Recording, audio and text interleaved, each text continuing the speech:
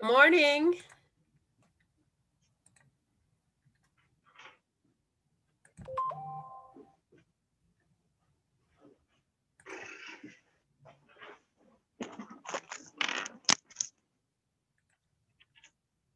Hi. How are you guys? Good. Sorry, I'm changing clothes. Well, don't turn your camera on. Just saying. I'm done. Ta-da! I'm dressed. You're dressed now? Yeah. So Scared me there for a minute, I'm telling you. Good morning. part of the on-the-job training, right?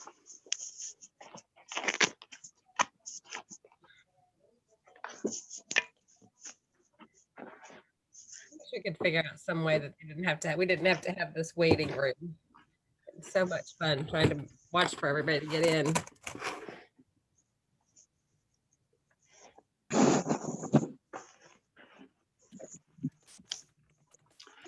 Did you get a chance to look at those, Carla? Yes, I sent you back an email this morning. Okay. All right. You still have things that aren't inspection related on the inspection response. Well, I know we talked about that, but Vicky Hell, I don't know. She's got like a 4-digit my board number, but she's like, well, that's how she wanted to do it. I was like, okay. Well, if that's what it takes, but it's not right. Right. Right. But you're changing the contract. You're changing the contract. It has to be. That's what she wants, and that's what it takes to get your deal done. Go for it. Right. So, but I felt like since she was going to have me put everything on the inspection response. How about also taking those things on the amendment as well? I didn't know if you were supposed to or not. Could you do that? I'm sorry, I couldn't. There was some.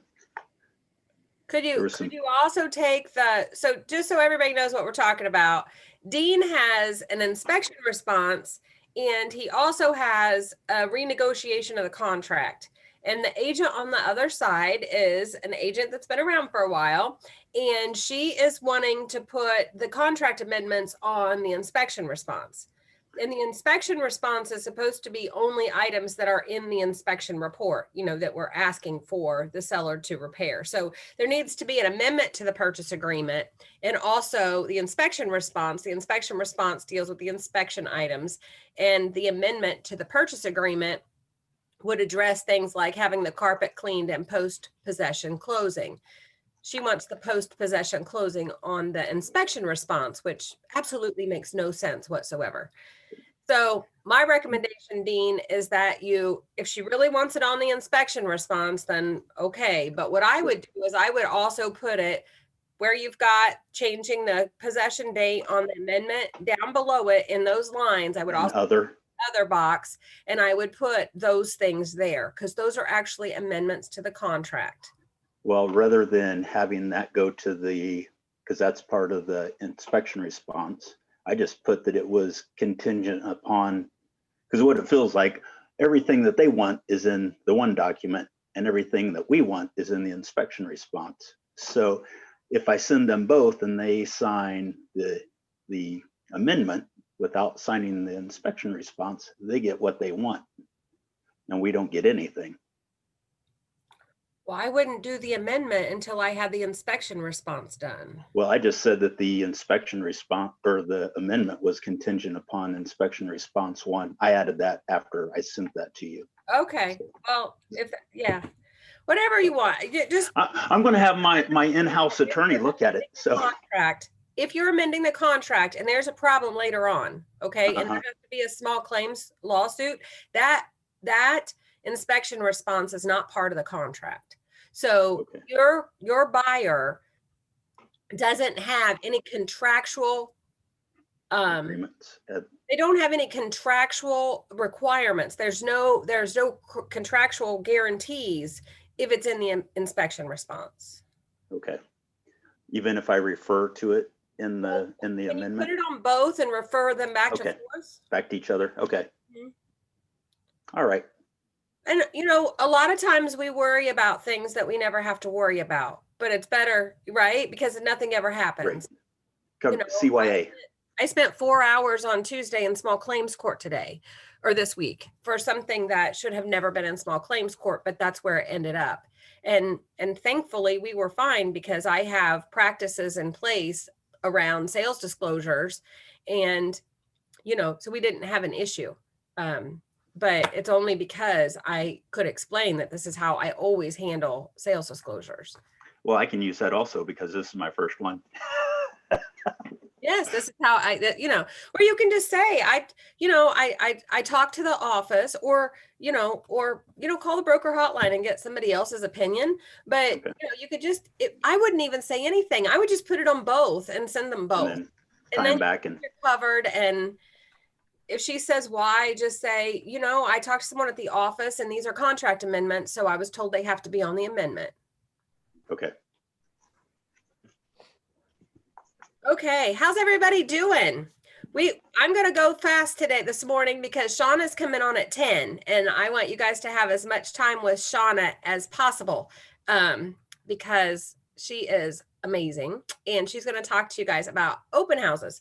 So if you guys don't mind, I am going to jump in first and cover the COVID agreements with the COVID documents that they mentioned this week. Now, those of you in Louisville, I meant to find out your forms yesterday and yesterday was my day off and I didn't get done with my other job until I have a staging company and we didn't get done until late last night.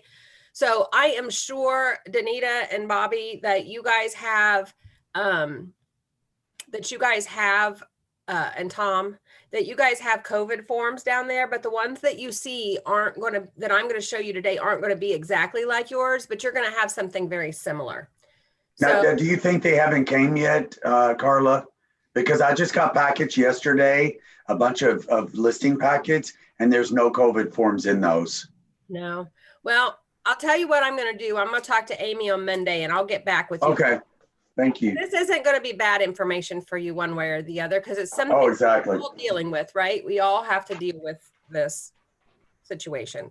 So there are 3 forms in Indiana, guys, that you will get in your DocuSign, and I have already uploaded them here.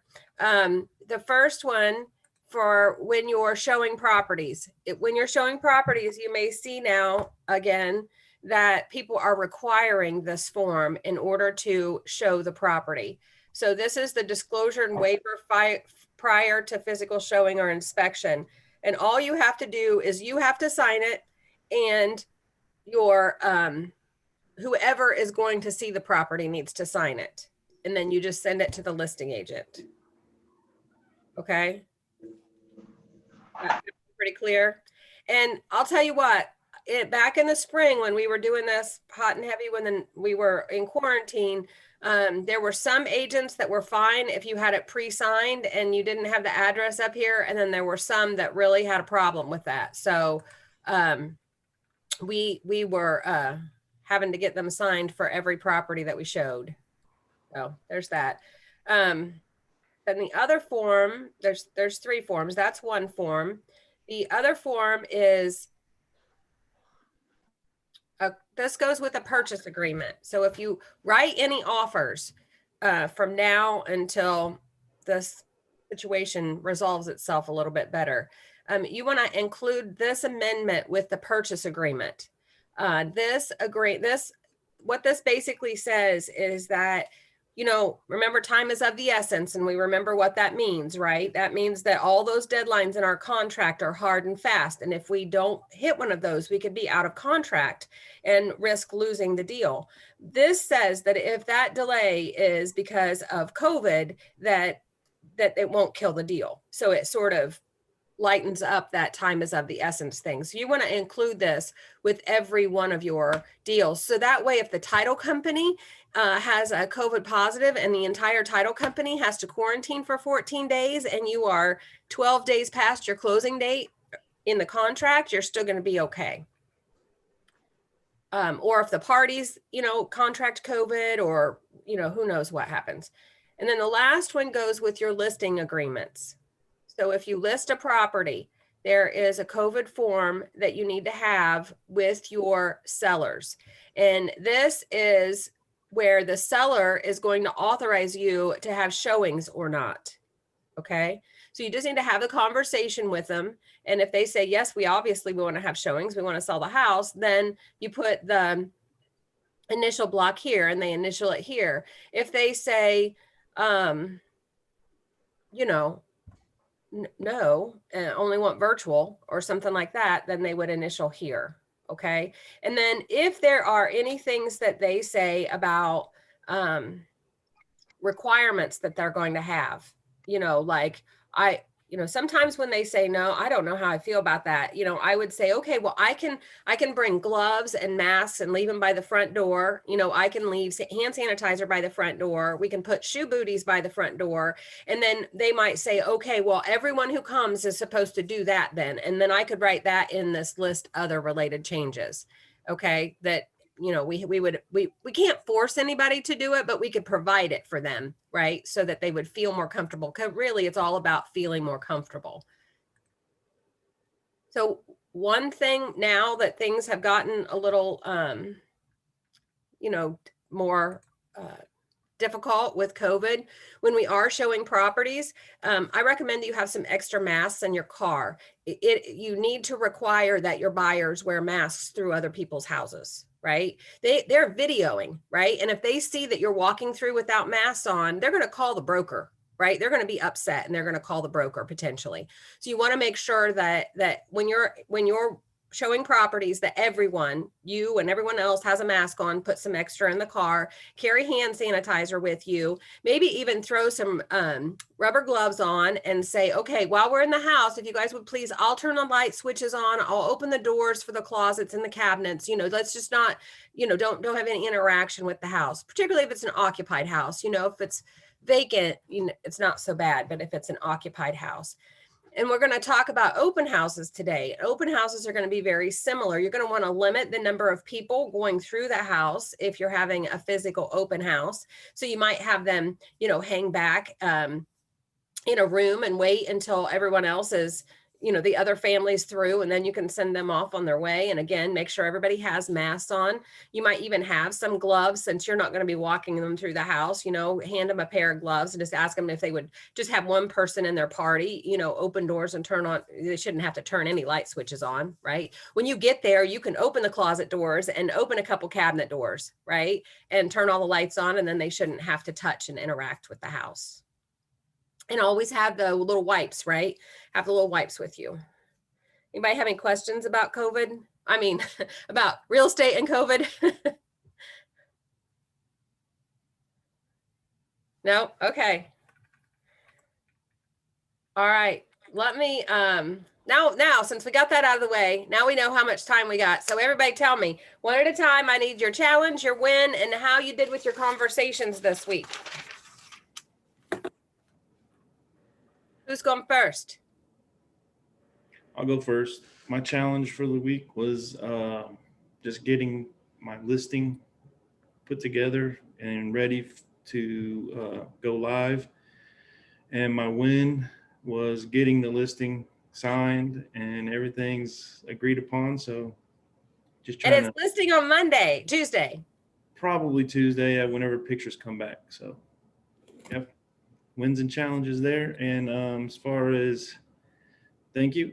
And as far as like talking to, potential leads, I've been really busy trying to get all the other things, but I have had several conversations. Awesome. What was your number one challenge with your listing? Number one challenge was just getting the seller's disclosure filled out, because he was he's very busy because he's trying to move to Arizona within the next few weeks, and he's trying to work from home. So just getting all of that taken care, all the paperwork taken care of, and just adding everything up on the BLC.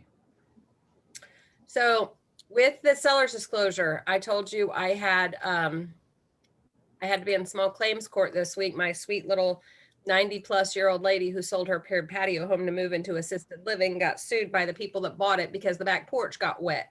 It's a screened-in porch, and it was carpeted, and they had water come in, and it was $2,000 worth of damage, but she didn't want to pay it, and I agreed with her on that because I think that they thought she was going to be an ATM machine for them. So she got an attorney, and we went to small claims court, and my testimony was about the seller's disclosure. You guys know that you guys can't fill that out, right?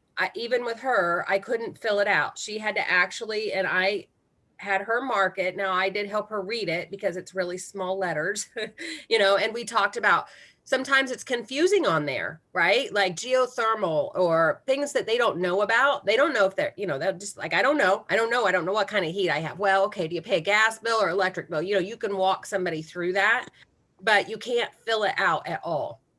You can't write on it at all. And this is why, because I could say that under oath that no, I didn't write anything on there, and that I explained to the seller that it's important to disclose everything. Not only is it required by law that you disclose everything, but it also, once it's disclosed on there, the buyer can still ask in the inspection report to have something that was already disclosed repaired, but the seller doesn't have to do it, and the buyer can't cancel the contract over that item and get their earnest money back. So that's why that's really important.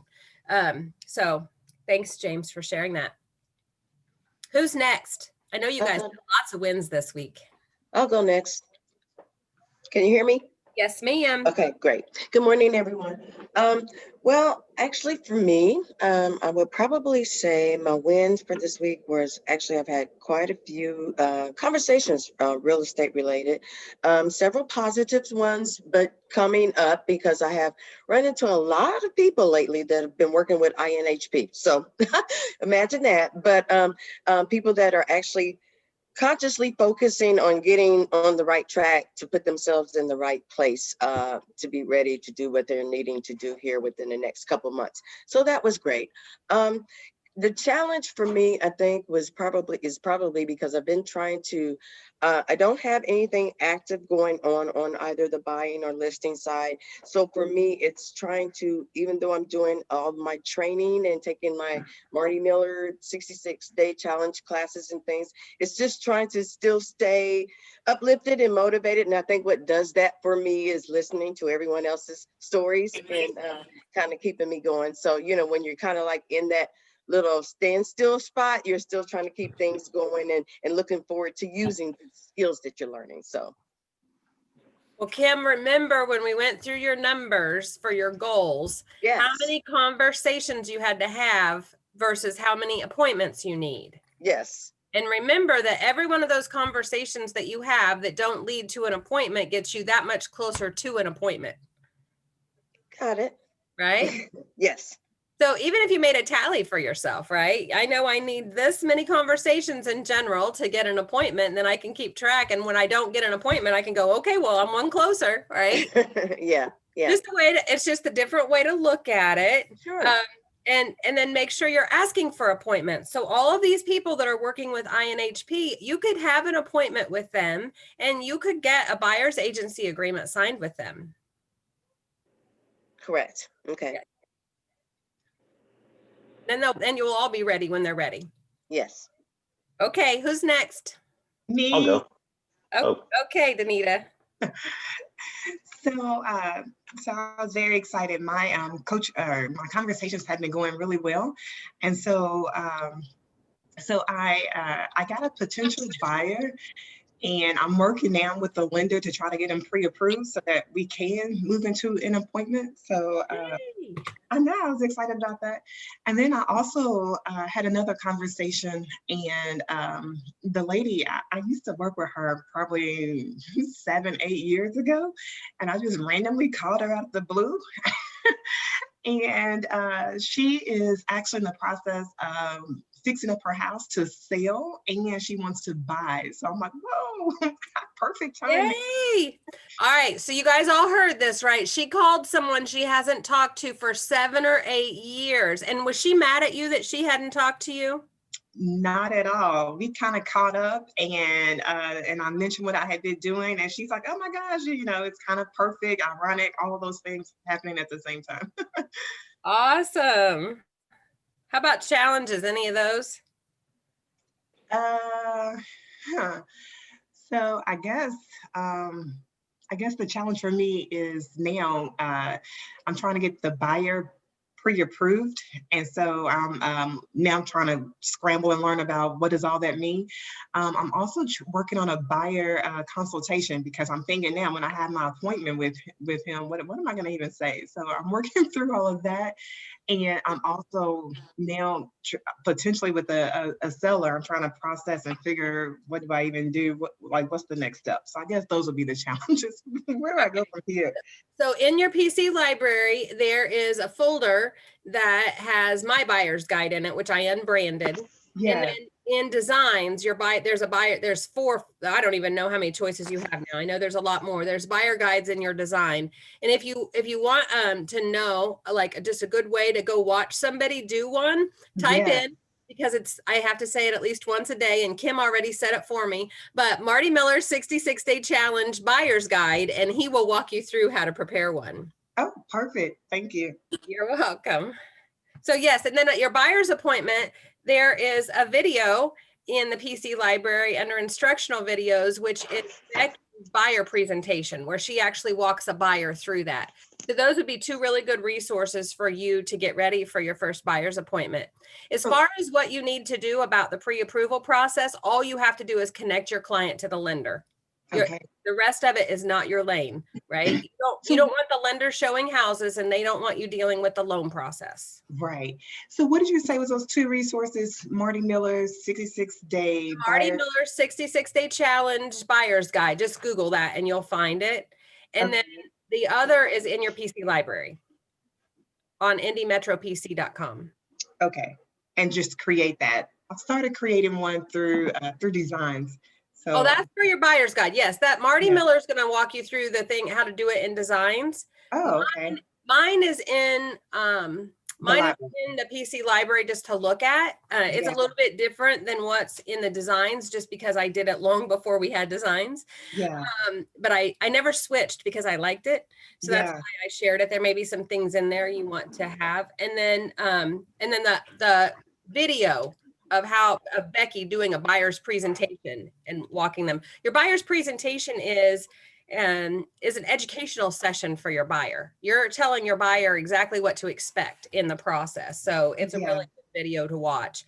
And the other thing about buyer's guides that are better than listing presentations is once you have your buyer's guide done, you can just print several copies. And so when you go meet with a buyer, you just grab one out of the file. They don't have to be personalized. So that's nice. Yeah. Okay. It's a one and done. Yeah. I like those. One and done. All right. Who's next? I'll go. Okay. Dean. So I had to deal with the agent that has 30 years experience. That was my challenge. Those are the worst, mostly.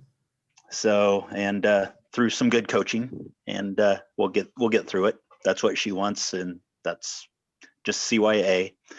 So give her what she wants and do it the right way at the same time. That's the important thing. Yes. The second thing is, this is why I won't be on the call very long, but we're getting ready to buy a car, and I was talking to the sales manager, and he says he invests in some properties, some investment properties. So I don't want to be late because that shows unprofessionalism on my part. So that's why I'm going to cut out early. So that was a win, or as far as conversations. And then we're just moving along, keeping in touch with my buyers and their financing guy, and making sure everything's going along smooth. So.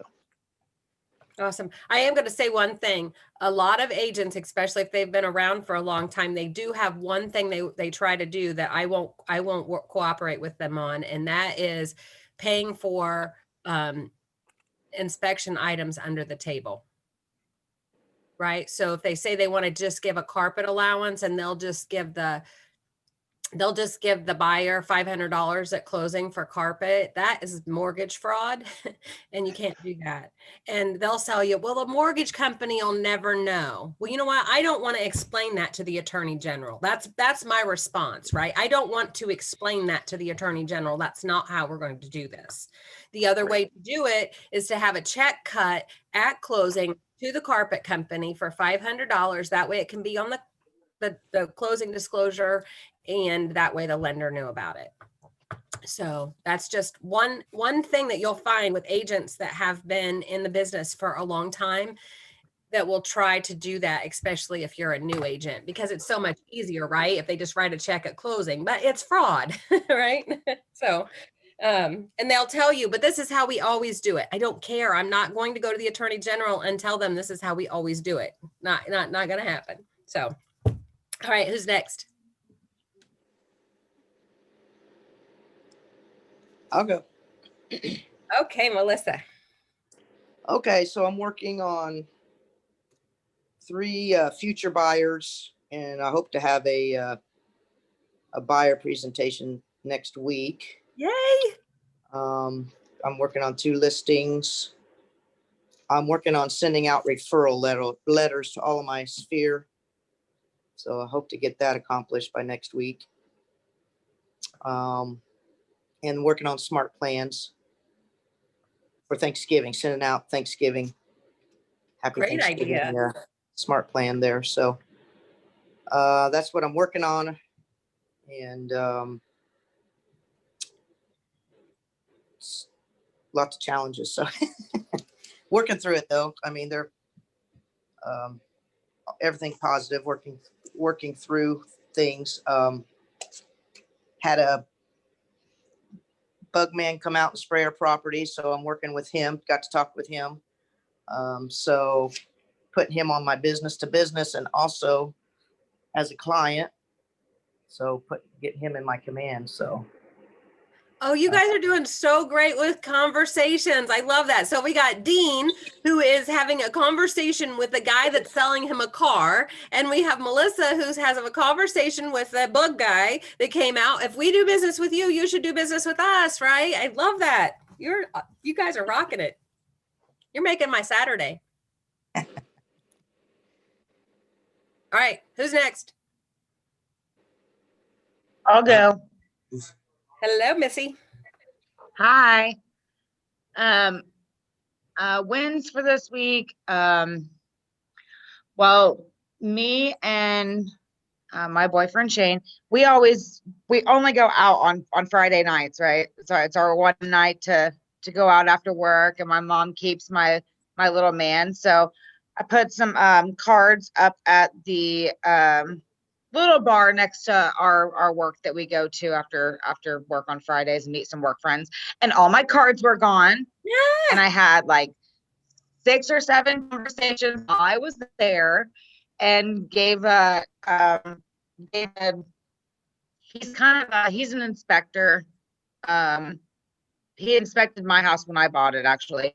And he said he'd rather work with a new agent anyway. He would not want to work with an agent that had been in the business for a long time, just because they were difficult to work with or whatever. That's a matter of opinion, but it's good for me, right? It's good opinion for me. So we talked, and he said that he would throw some customer or clients my way, and I would throw some his way. And then challenges, honestly, it's been really good this week. I haven't had any super challenges this week. So Awesome. Good job. More conversations. I love it.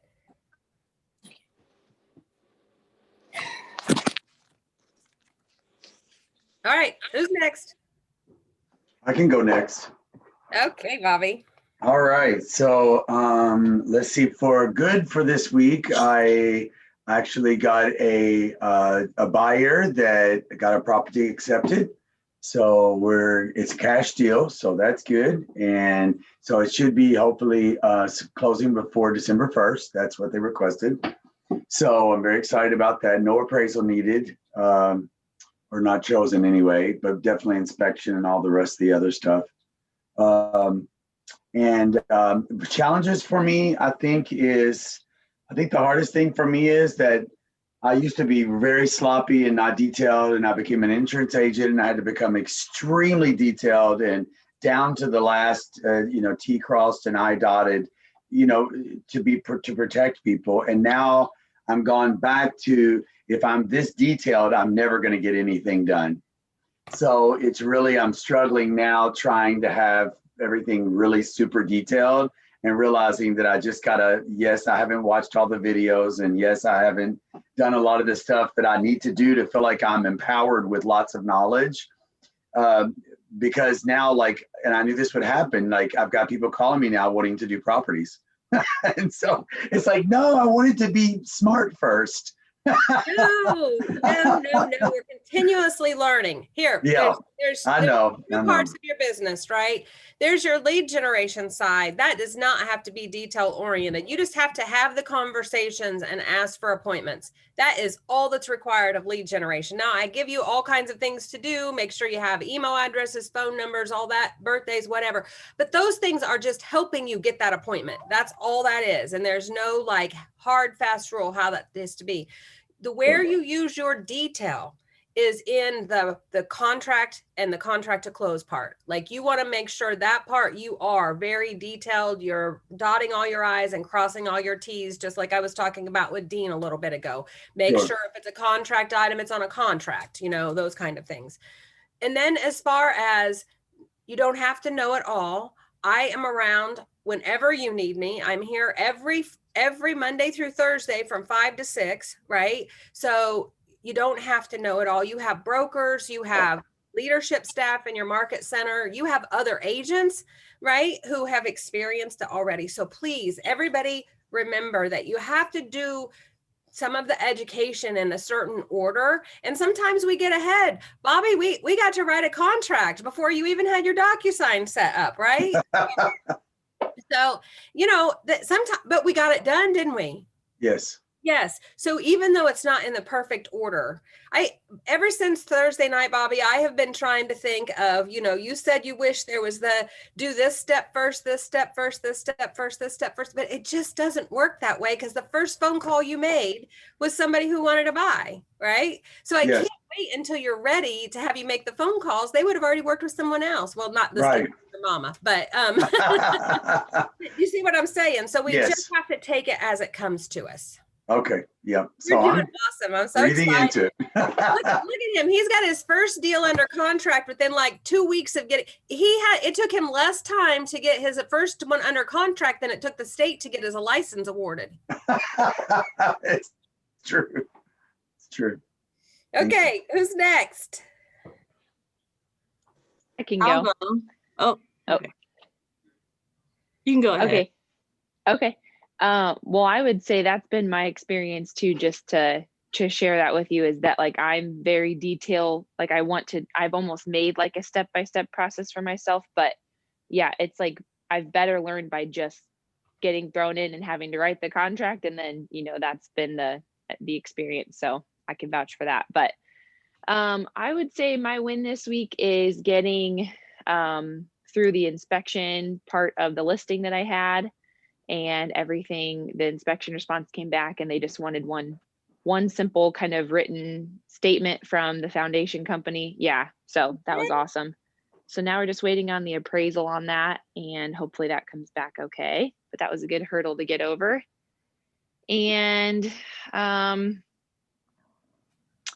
would say a challenge this week is just trying to juggle day job and real estate. I work in a school, and now we found out we're all going to get sent home from school in Marion County. So that's kind of a good thing, because I think I'll have more free time, but it is kind of a curve as far as what we're required to provide. So just trying to figure out that. And then now all the different COVID stuff we'll have to do for showings and things like that. And so just juggling all that. But my conversations, I was kind of trying to tally up things, and I have 10 or 11 leads without, contract signed, but conversations that I've had this week that are really people who are mostly looking to buy. So that was another win, is just having conversations and having people excited to still buy things. So yeah.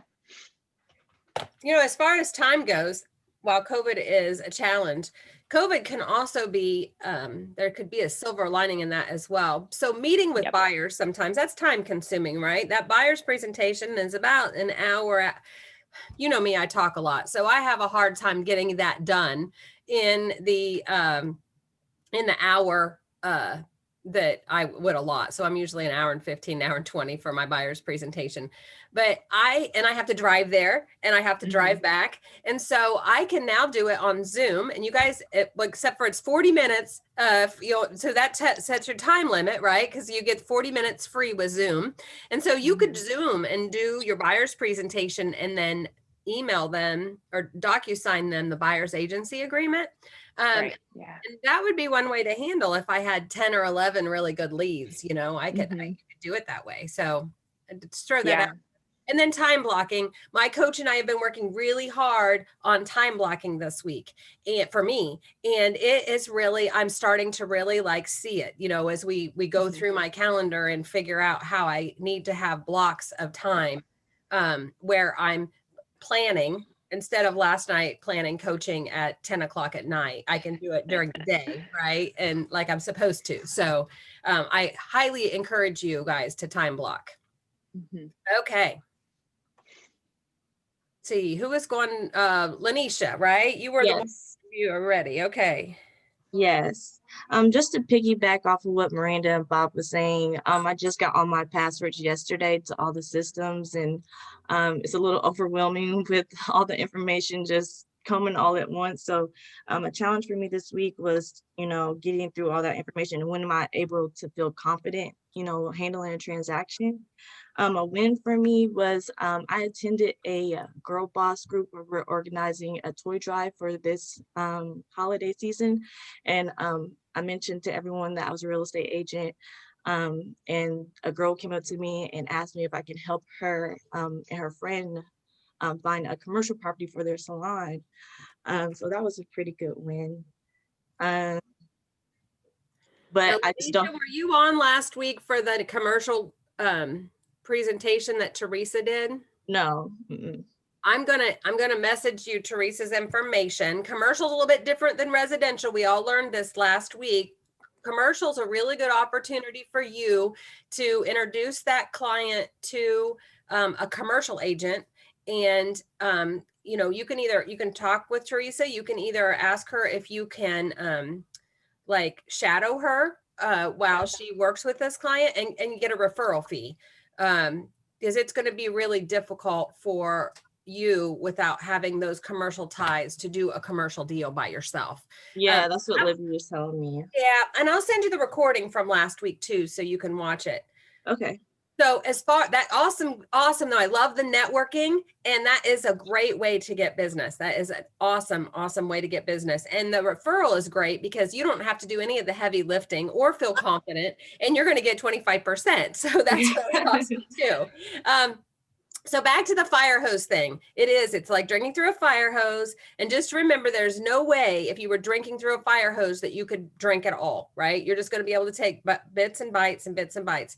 So what we want to work on is getting our listing presentation put together, our buyer's presentation put together, and practicing writing a purchase agreement.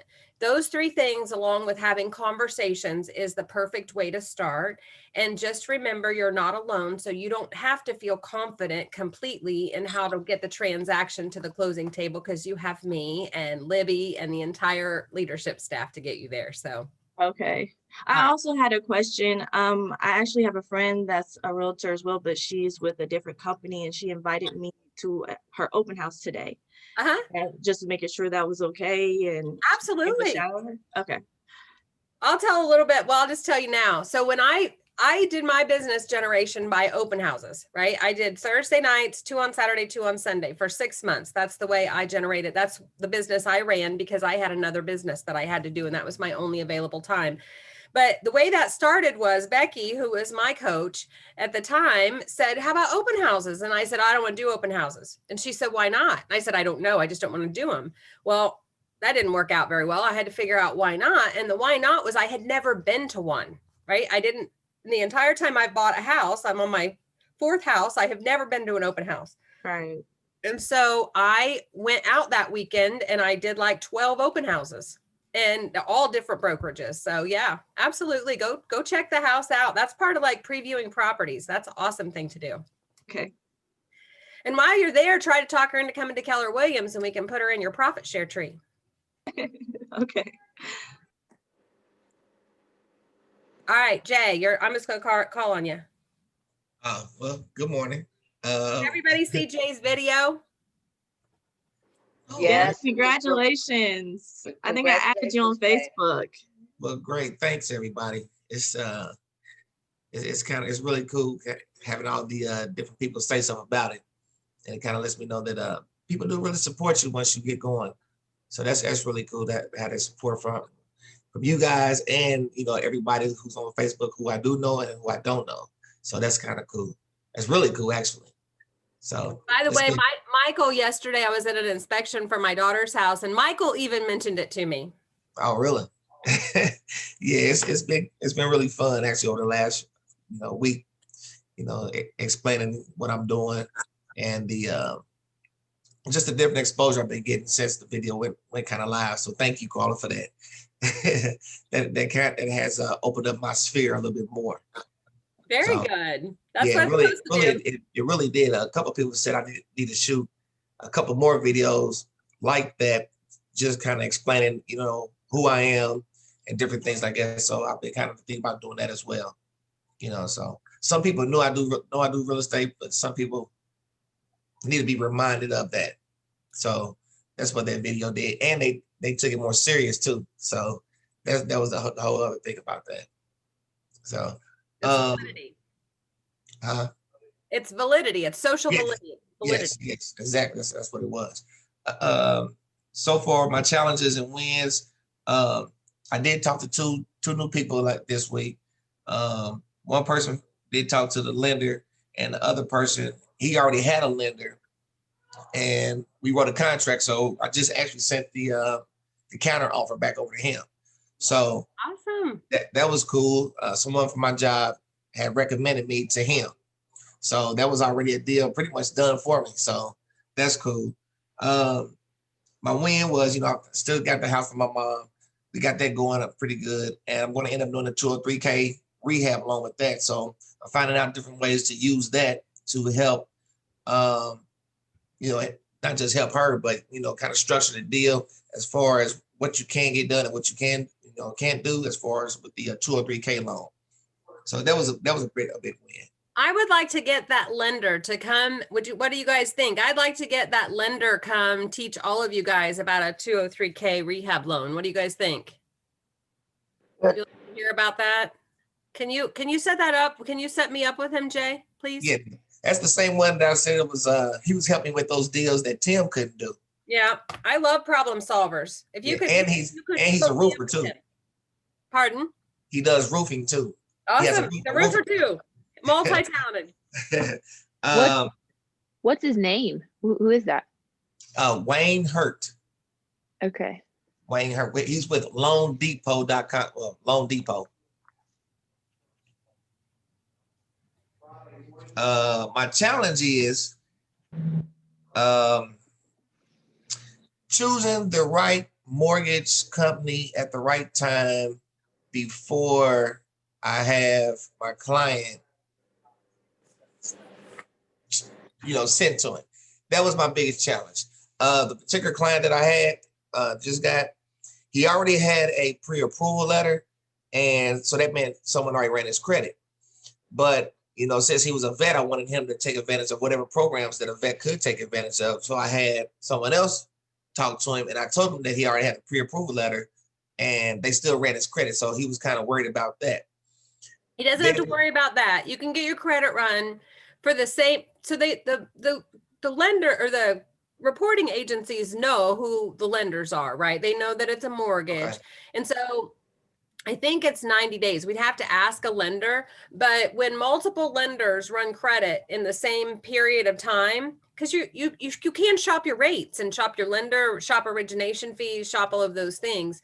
So they only get hit one time within a certain period of time. And it's either 180, I don't know how many days it is. We'd have to ask a lender, not my lane, but I know that there's a period of time, and 30 days definitely fits in it. So you could run, you could go to 4 different lenders in a 30-day period and only show as like 1 point deduction for an inquiry. Okay, so that was my next kind of challenging question is, since now that I see that he does have a great credit score, I want him to go with Keller Mortgage because then he won't have to pay no closing costs.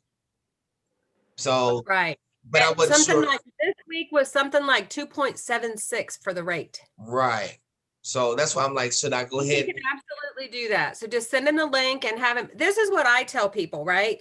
So this is what I do with lenders. I say, okay, let's get pre-approved. Let's start with Keller Mortgage. Okay. Because Keller Mortgage is easy. And I know I'm going to get a pre-approval letter, not a pre-qual letter, right? I'm going to get the pre-approval letter. And then if you want to work with a different lender, if you want to compare rates or whatever, or if Keller Mortgage isn't a good fit for you, then you're already going to have all the information together, because every lender is going to want the same amount of the same information, the same copies of your tax returns, copies of your W-2s, that kind of thing. And then we can just resubmit it to a different lender if the Keller Mortgage one isn't. But that's going to be the best option for most people because of the no origination fees and the $1,000 credit at closing.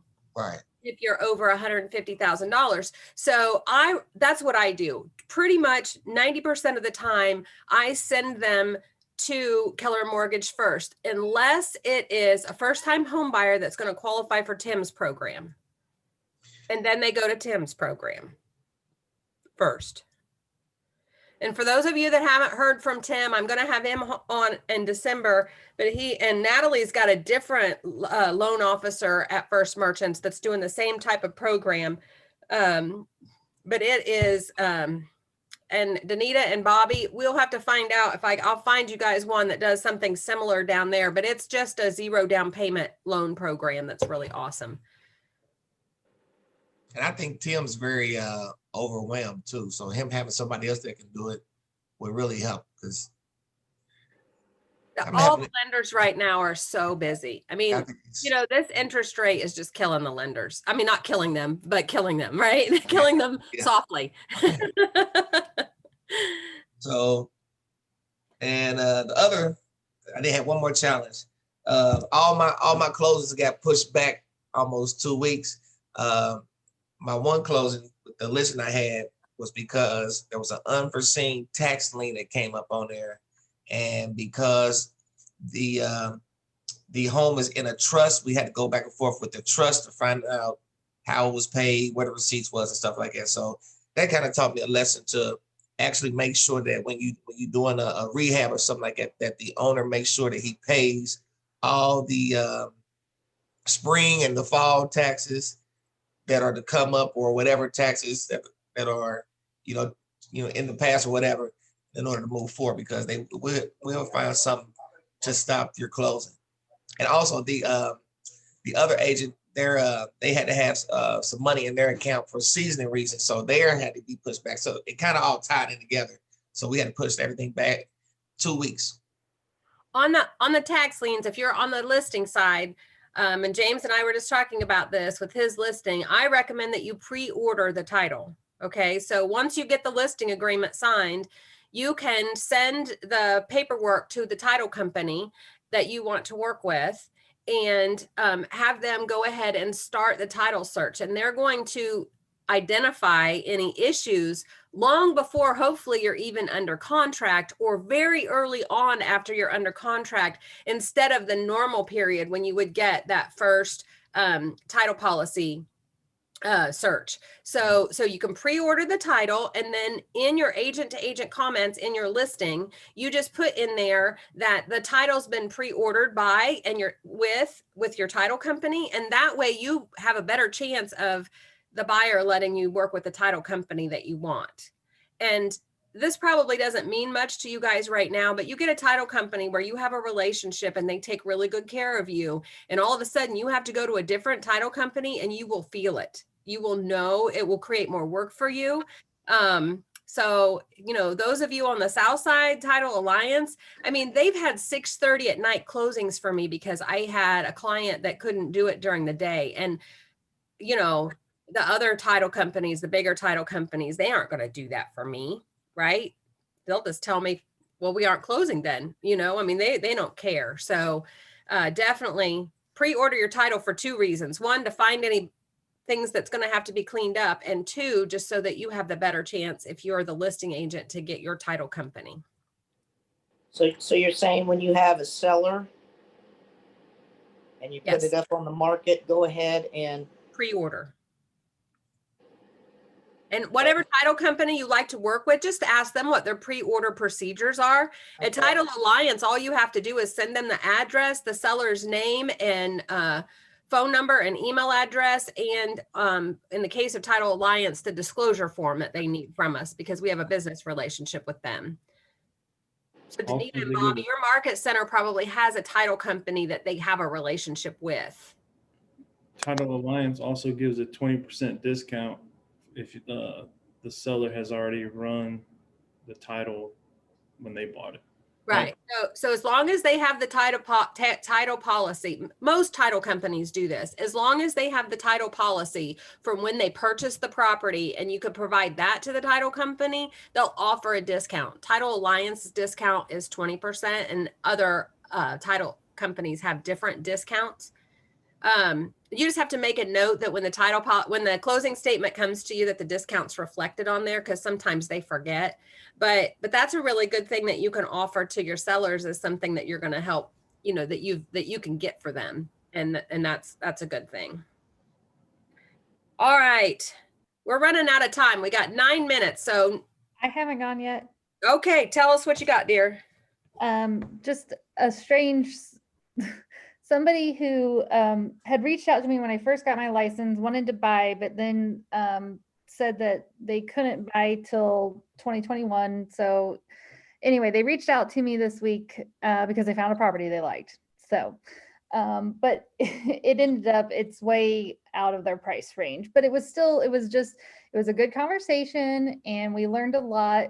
And then jumping way back to, I can't remember now who one of the first people who talked, and we were talking about sellers disclosures, and like, just, it seems like maybe the person who filled this one out, because even though it was out of their price range, we really went through everything on this property. And so it said everything's electric, but on the seller's disclosure, it says there's a propane tank. And so, you know, my interested buyer was like, well, why would there be a propane tank if everything's electric? And I said, well, you know, I would have to ask. I said, either they filled the seller's disclosure out incorrectly, they don't know, or it could be for something else, but they probably have a gas grill. Oh, okay. Okay. But yeah, but again, some people install a small propane tank, like instead of doing the portable ones back and forth, if they use a gas grill, or if they have a built-in gas grill, sometimes they'll install and they'll just have it filled. So that would be my guess on the propane tank, or it could have been some kind of backup heating that the house had originally and it still had a propane tank. Okay. All right. But anyway, if they were really interested, what you would do is you just call the listing agent and ask. Yes, and that's what we talked about. But like I said, unfortunately, it was, you know, about 100,000 out of the price range. So, but the great thing is, and this is why we set up those searches for our buyers that say that they're not ready right now. You know, in your contacts over on the far right, you can set up a search for them, and that's where you're just going to keep their interest, keep their mind thinking about real estate, keep their interest. It's real estate candy, or real estate. 4-letter word begins with a P, which I really prefer, but it's the same thing, right? It gets them looking at houses, and eventually they're going to hit one that really resonates with them. So if you set up that search for them, they get it once a month. So they're not going to, you know, you're not sending it to them every day. So they're, you know, they'll get to the point where they're looking for that every month, right? And I do have them set up on one of those. but they happened to be driving and saw this house and fell in love.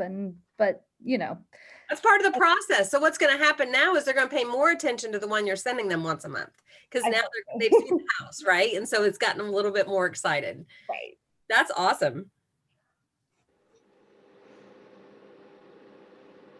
Natalie, you haven't said anything. You got a big win. Yeah, I did. That was a win. We're waiting to hear back from them today if we got accepted. The agent did call me and tell me that the seller loved my offer because of the letter. She wrote a really nice letter to them, and they said that that was really nice. We were one of the only offers that sent a letter. So that was nice. And then my challenge has just been this morning, her texting me like right at 7 a.m. and like, I don't know if I want to go through with this and maybe I should keep looking. So I just kind of had to talk her down a little bit. And I sent her more of the houses that we've had that are in her option for this program that she's going through. And I think I calmed her down a little bit. She's like, yeah, I really do like this house, and I'll just wait and see if they accept it or whatever. And then we'll go from there. So keep in mind, and I say this to my buyers in my buyer's presentation with my buyer's guide, I tell them that they're going to do this, right? I tell them, all right, as soon as we make an offer, you're going to panic. You know, you are going to have this moment of OMG panic, and it's normal.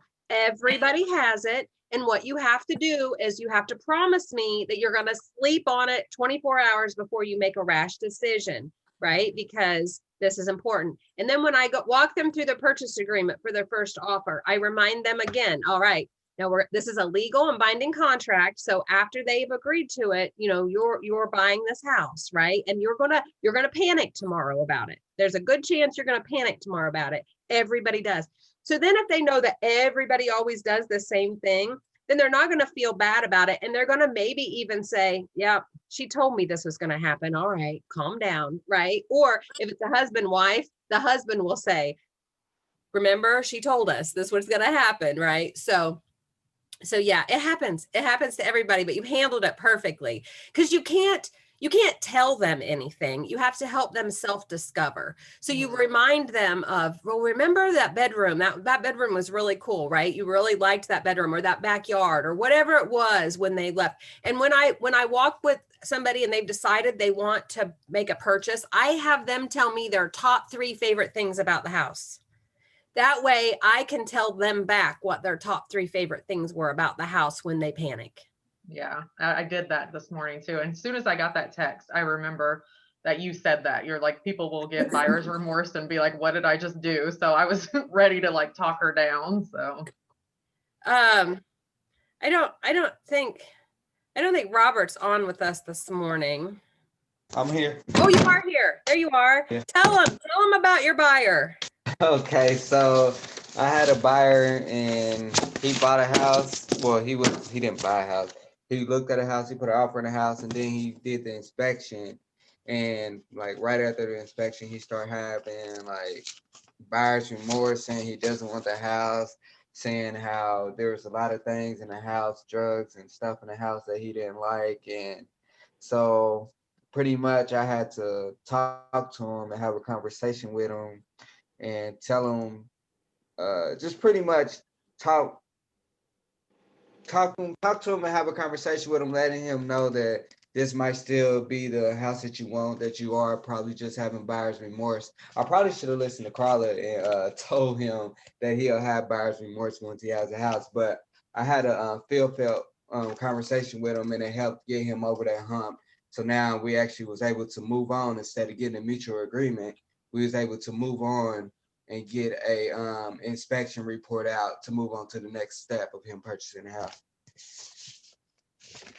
Yeah, so there's like drug paraphernalia in the house. Like I think scales, Robert mentioned scales or whatever. So he's afraid they're dealing drugs out of the house.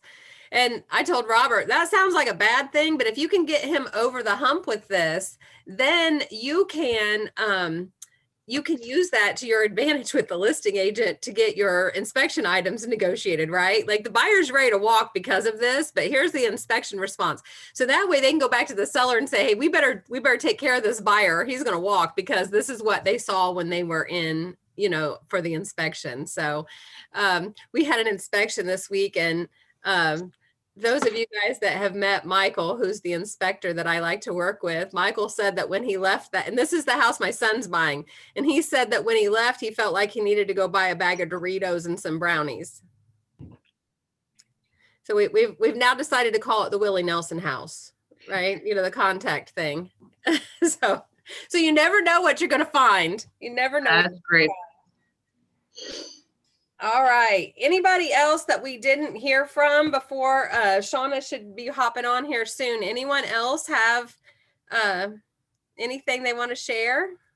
I don't have nothing I want to share, but I do got a quick question. Did you say the interest rate was like 2.76 or something like that? 2.78 is what came back on a Keller Williams pre-approval this week. And that was that's with Keller Mortgage? Yes. Okay. And what's the website that we go to and check it again? I forget what it was called. Bankrate.com. Bankrate.com. All right, thank you. So I don't know about the Keller Mortgage thing. Is that like a mortgage company inside of our operation? It is. And we will talk about that, Bobby. Okay. All right. Okay. So Shawna's here. Shawna, and she got a fabulous new haircut. I haven't seen your smiling face for so long. Hello, Carla. How are you? I am good. So for those of you guys that don't know Shawna is the reason why I didn't quit. So when I was in Ignite at about a month with my license, I decided that maybe this wasn't for me. And I had the luxury of going to an Ignite class that no one else showed up at. And I got Miss Shawna all to myself. And she's the reason why I'm still here. So, and too much credit. No, it's true. And I told you guys know that I did my entire first 6 months and capped all because I did open houses, and I learned how to do open houses from Shawna. So she is going to share with you guys today. Awesome. Good morning, everyone. I'm so impressed that all of you are here on a Saturday morning. That's pretty impressive. So yeah, my name is Shawna Brooks, and I've been with Keller Williams a little over 14 years. Started out at Century 21 and was there for 7 years before that. And yeah, open houses are totally the way that I started my business. I was living an hour and a half away, and drove down to Greenwood every day and didn't know anybody. I'm not even from Indiana, so I didn't have a big sphere of influence to rely on, but open houses were definitely my saving grace. Just out of curiosity, how many of you have already done an open house? Just like do something, show me. Okay, a few of you, very good. And go ahead and unmute yourselves for just a minute and tell me just give me a couple of things that you are hoping to learn from today's session. What would make this worth your time on a Saturday morning? I'll go. I did a couple open houses and I really enjoyed doing them, but one thing that I wanted to know is like where I can go to find open houses like for different brokerages that like may want me to hold one for them. Okay. Like how to find more open houses to do. I would say, okay. So, hey, Carla, could you do me a favor and write down in the chat box these things that people want to get out of today's session? Absolutely. Bless you. Okay, who was next? Pam. I would love to learn a system and marketing tips. Marketing tips, what do you mean by that? Well, I had signs made, but I didn't know if they needed to have a time on them, whether my phone number, and I talked to Carla about this yesterday, whether my phone number should be on them. I mean, I didn't even know that I could actually do graphics for social media with my company name for an open house. I thought that was a no-no. Ah, gotcha. Okay. Okay. Very good. So marketing, what sort of marketing can you do? Any sort of marketing tips? We've got how the heck do we find more open houses? Anybody else? I'll go. Yeah. I'd like to be able to have a checklist so that when I'm getting ready to set one up, that I know exactly what I'm going to have for that day, especially including COVID stuff. Ah, good point. Good point. Very good. Very good. My question, Go ahead. my question is, I feel like I've been doing several lately, but in today's market, everyone who's coming to an open house already has an agent. So Maybe. for that. They may or they may not.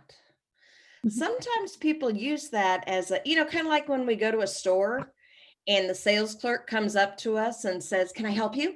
What do we say? No, I'm just looking. Nope, just looking. I'm just happened to end up in this store. I really don't need anything, but I'm just here wasting my time. No, we're there because we need something, but we use that as a defense. And a lot of people in open houses have figured out if I just say I have an agent, then this agent I'm talking to will kind of back off because none of us like annoying salespeople, right? I hate salespeople. Whenever I go shopping with my dear sweet husband, he always, strikes up a conversation with the salesperson. And I'm like, don't talk to them. They're going to bug us. I don't want annoying salespeople. Anything else? And what? How to stop the people at the door and get their information, their email, just all their information. How do you stop them at the door to get their information? We are gonna cover that. You are gonna get their information. I promise. Anything else? I mean, that's the whole point of why you're doing it, right? I have one. Yes, Amber. What is your biggest tip about, sometimes you'll have open houses and absolutely nobody will show up. So, I mean, Carla, I know Carla's done like live Facebook videos and stuff like that, but what are other ways to get people to your open house? Okay, we're going to cover that too. I have one. Yeah. Question on safety tips. Safety tips. Okay, very good. We will cover that too. I remember, Melissa, you're from Kokomo, right? Yes. I remember you from an Ignite class a couple of weeks ago, I think. Hi there. Good to Yes. see you. Yes, good to see you. All right. Anything else at all? And Pam, I think, oh my gosh, I remember your Zoom background from before. Yes. No wonder I'm loving it again. I remember it. Okay, cool. Anybody else? Is there anything else that you are hoping to get out of today's session? I would just say just on how to just go about even starting an open house, getting into it, and kind of just start open house for beginners type stuff. Well, you're in the right place. I would say open houses for beginners and open houses for veterans are pretty much going to look a lot alike, hopefully. I mean, the goal of a beginner and the goal of a veteran, if they're going to spend a couple of hours away from their family, away from fun stuff in an open house, our goal is selfish. We are there to pick up clients. That's it. We're not there to learn. We're not there to do a favor for the listing agent. You are there to get clients. I mean, maybe we disguise it as something else, but I hope that your goal would be to pick up clients so that you can sell homes, pay your bills, and stay in the business for the long run. So if it's okay with you, Carla, can I share my screen? Yep, let me do that for you. Okay. You do it. All righty. And we're just going to go through, actually, hold on. I don't want to do that yet. I'm ahead of myself. First thing, I think one of the things that somebody brought up is, how do we get open houses? And I have to tell you, You are part of the largest real estate office on the South Side, one of the largest offices in all of MyBor. Please do not look for other brokerages to hold their open houses. That's going to be really weird when an agent comes through that open house and they see a, talk to Tucker sign in the yard, and you go, "Hi, I'm Shawna with Keller Williams Realty." You have an abundance of opportunities here in our office. I don't know if you've been seeing some of the social media posts that have been put out recently, but Keller Williams agents have sold more. I think it was 25 to 30% more. Carla, correct me if I'm wrong. 33. 33. Yeah. Shawna, I want to tell you something real quick. Can I tell you? Yeah. You have Please. you have three offices here. So you have Indy South, Indy Northeast, and Louisville East. So I just wanted to mention that. So okay. You got and too. Awesome. And any Keller Williams office that you're in, you are one of the main players in your market. I mean, I know Northeast is for sure. And that's one of the cool things about being associated with Keller Williams is we don't put offices, next door to each other. We want one big office in an area to dominate. So you have plenty of opportunities to find open houses. Now, in any market, I would say you don't want to hold open houses for agents that, like you get those emails every once. We don't have them as much right now, excuse me, because it is such a hot seller's market and because homes are selling so quickly. But in other markets, you will see agents and they will post or they'll email and say, "Hey, would anybody be willing to hold this house open?" And you pull it up on MyBor and you see it's been on the market 6 months. That is not the open house to hold open. Okay. And especially in this market, like in a regular market where we have an even inventory of, enough homes for the buyers that we have, you still want to get fresh listings. You want listings that have only been on the market maybe a week or two, because that's going to give you your best amount of traffic. Also, that kind of piggybacks on the safety issue, Melissa. If you're holding an open house open for a home that's not getting a lot of traffic, that's, been on the market a while, that would be a concern for me as well, as far as safety, because you don't want just that one lone creeper coming to visit you out in the middle of nowhere.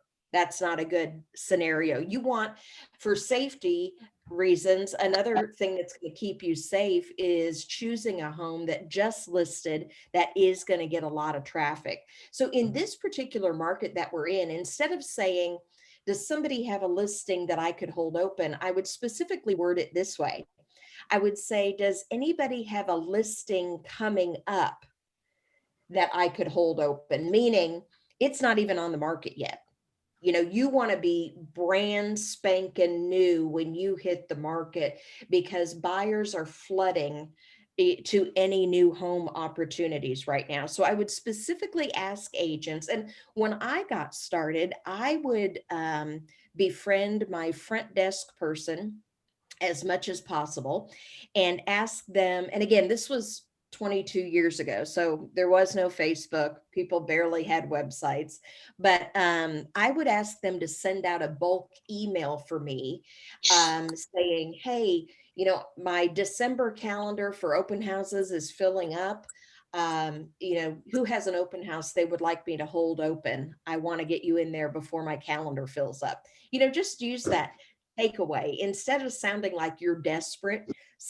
Make it sound more like their opportunities are limited. Your calendar's filling up and you want to get their homes on your open house calendar. So I would still use that, and I would still go on to, like maybe KW Indy Citywide, whatever that Facebook page is or group is. There's also KW Rockstars if you are part of the South office.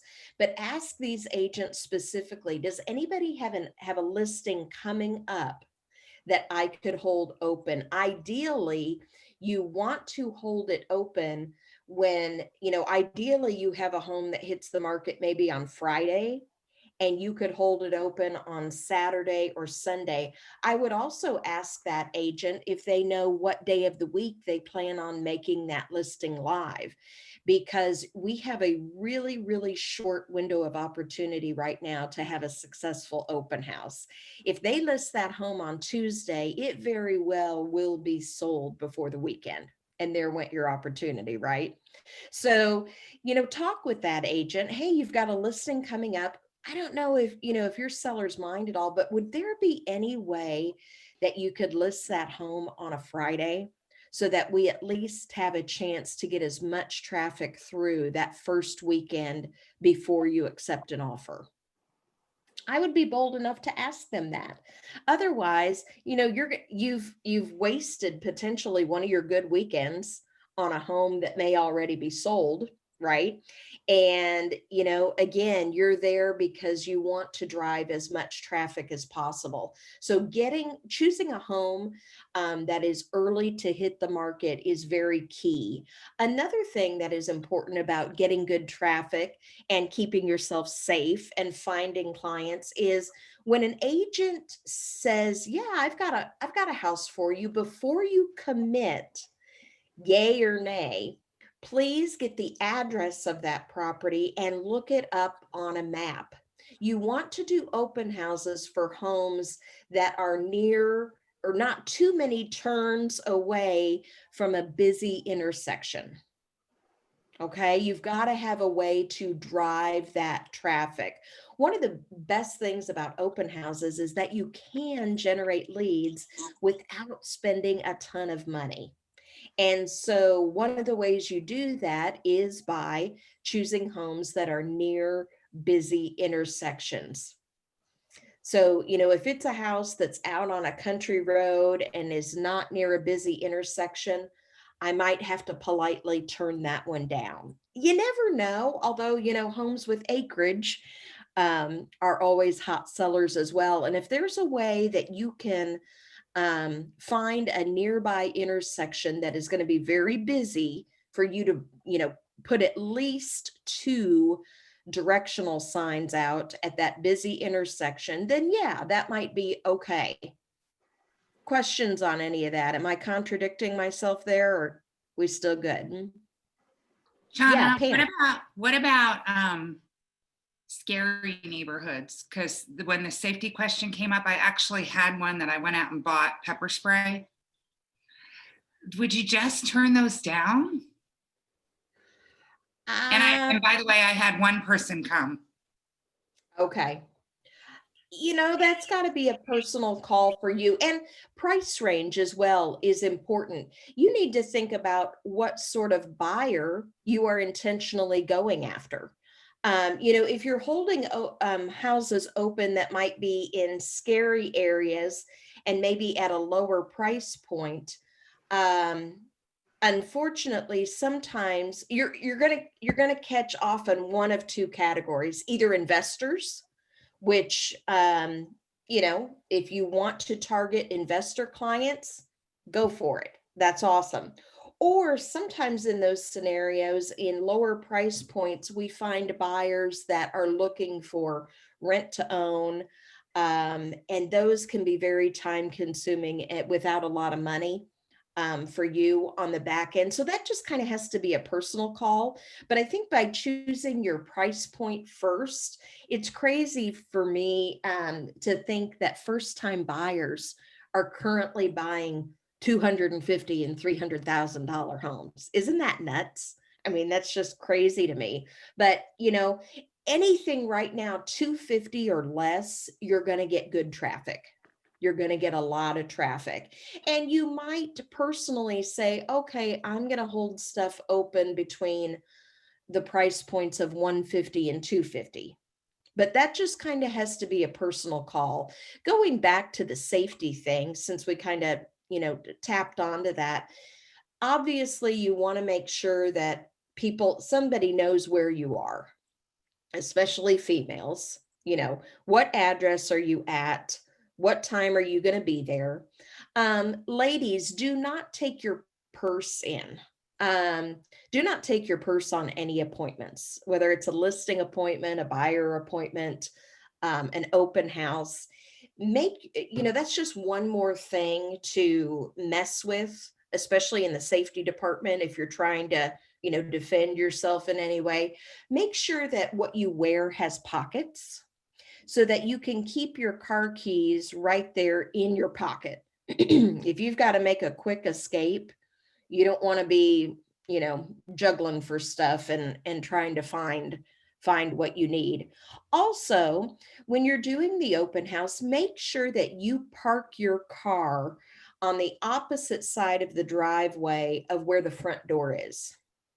So you pull up to a house, you're in the driveway. If the front door is on the right, you park your car on the left. The reason for that is when you're inside of the home, you want to position yourself in a spot where you can always see that front door. You can see who's driving up. Okay. And by leaving that one spot empty, you're always going to be able to see when a car pulls up. Just little things to be prepared so that somebody doesn't catch you off guard. Pepper spray, I don't know that that's a bad idea. That one incident that could go wrong, you're going to wish you had it. Just be careful with that, and again, another reason that you want to have pockets in your clothes and, trust your gut. I will tell you, my very first open house, I had a creeper and I started on a Tuesday. My very first day in the office was a Tuesday. And I asked my broker, I'm like, I want to do an open house Sunday. So, okay, he helped me get an open house together. My very first open house was that Sunday. And I had the front door open. There was a storm door there. It was a pretty sunny day. And you always want to greet people at the door, shake their hand, introduce yourself, make them feel welcome. Well, when this guy came in, he didn't say hello back to me. He didn't shake my hand. He just closed the front door behind him. I thought, okay, this is a little weird. And this was a 3-bedroom ranch. The master bedroom was in the back of the house. This guy looked around the front couple of rooms and then went to the master bedroom and stayed there forever. Like it was maybe a 12 by 14 room. The house was vacant. There was not a lot for him to be looking at back there.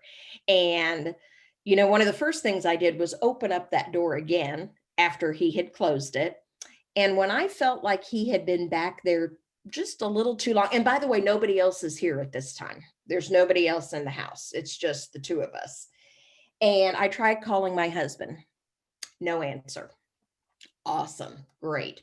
So what I did at that point, standing in the kitchen, I made a fake phone call. And I just pretended like I was talking to my husband, like, yes, honey. Yep, I'm at, and I spelled out the address and I said, yeah, you are right around the corner. You're almost here. You're about 3 minutes away. Yeah, I'll see you. Yeah, I'll see you soon. And I'm doing this all fake. Okay. Because I couldn't get my husband. While I'm doing this, the dude came out from the back room and walked out the front door. So sometimes you just got to use your gut instinct.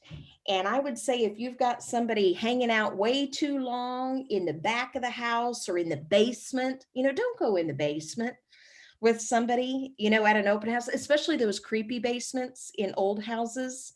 We just never want you to end up as a Dateline special. We want you to use your head, use good common sense. Let's keep going here. So when you are at the house, again, you want to position yourself in a way so that you can see the front door, you can see the traffic coming in. You know what? Okay, I'm skipping ahead of myself again. We got to get traffic to the open house first. And I would say I was taught to have a minimum of 10 open house directionals, and they do not have to be anything fancy at all. You do not have to spend a bunch of money. You can even, like, here's a sample I think. Oops. Why is that one not highlighted? Let me see if we can get this here. You can just go to Lowe's or Walmart or wherever and get these little generic open house signs. They're less than $4 each. You guys have all seen these. And for right here, I would say the most important thing would be, you don't have a whole lot of room there to write on. So if you have to choose between your phone number and the date and time, or the day and time, I would probably do the day and time. I would say that would be the most important thing to put on here. And the cool thing is I would use one of those big fat permanent markers. Do you ever drive by, especially for sale by owners? I always get cracked up on their signs. You can't read anything. Like you can barely see their phone number. It's written really small, or the print is really, really light. Don't be that agent. Be bold with what you're saying. You could just put Sunday 1 to 3 or Saturday 10 to 12.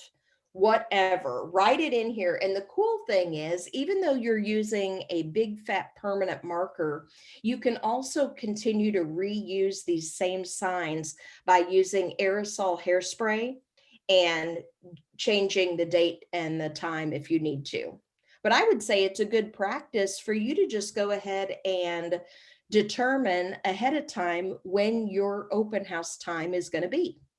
I would say 1 to 3, 2 to 4, whatever.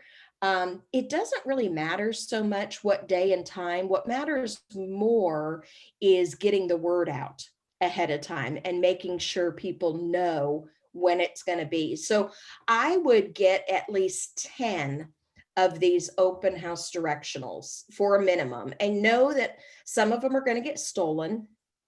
It happens not too often if you follow the rules. Most cities will not let you put out open house directionals until late. I don't know if it's 6 o'clock on Friday, but I found that even after 4 o'clock on Friday, you should be okay. But you can't put these out on Thursday. You can't put them out on Wednesday. It has to be Friday late afternoon. And then the other thing to help get you attention, because these are not very big, they're not very flashy. Another thing that you want to do is get these multicolored pendants. And these come in a section of 50 feet. You're probably only going to need one package. It's going to be about $10. And this one package is going to last you a very, very long time. And what I suggest you do, and this is perfect that Home Depot's display is helping me here. You just want to take sections of about 4 of these pendants and then cut them into sections of 4. And if you take those flags and you have it so that there are 2 pendant flags on each side, and you drape it over your open house directional sign, that's going to be perfect. It's going to be just enough to give that sign a little bit more attention.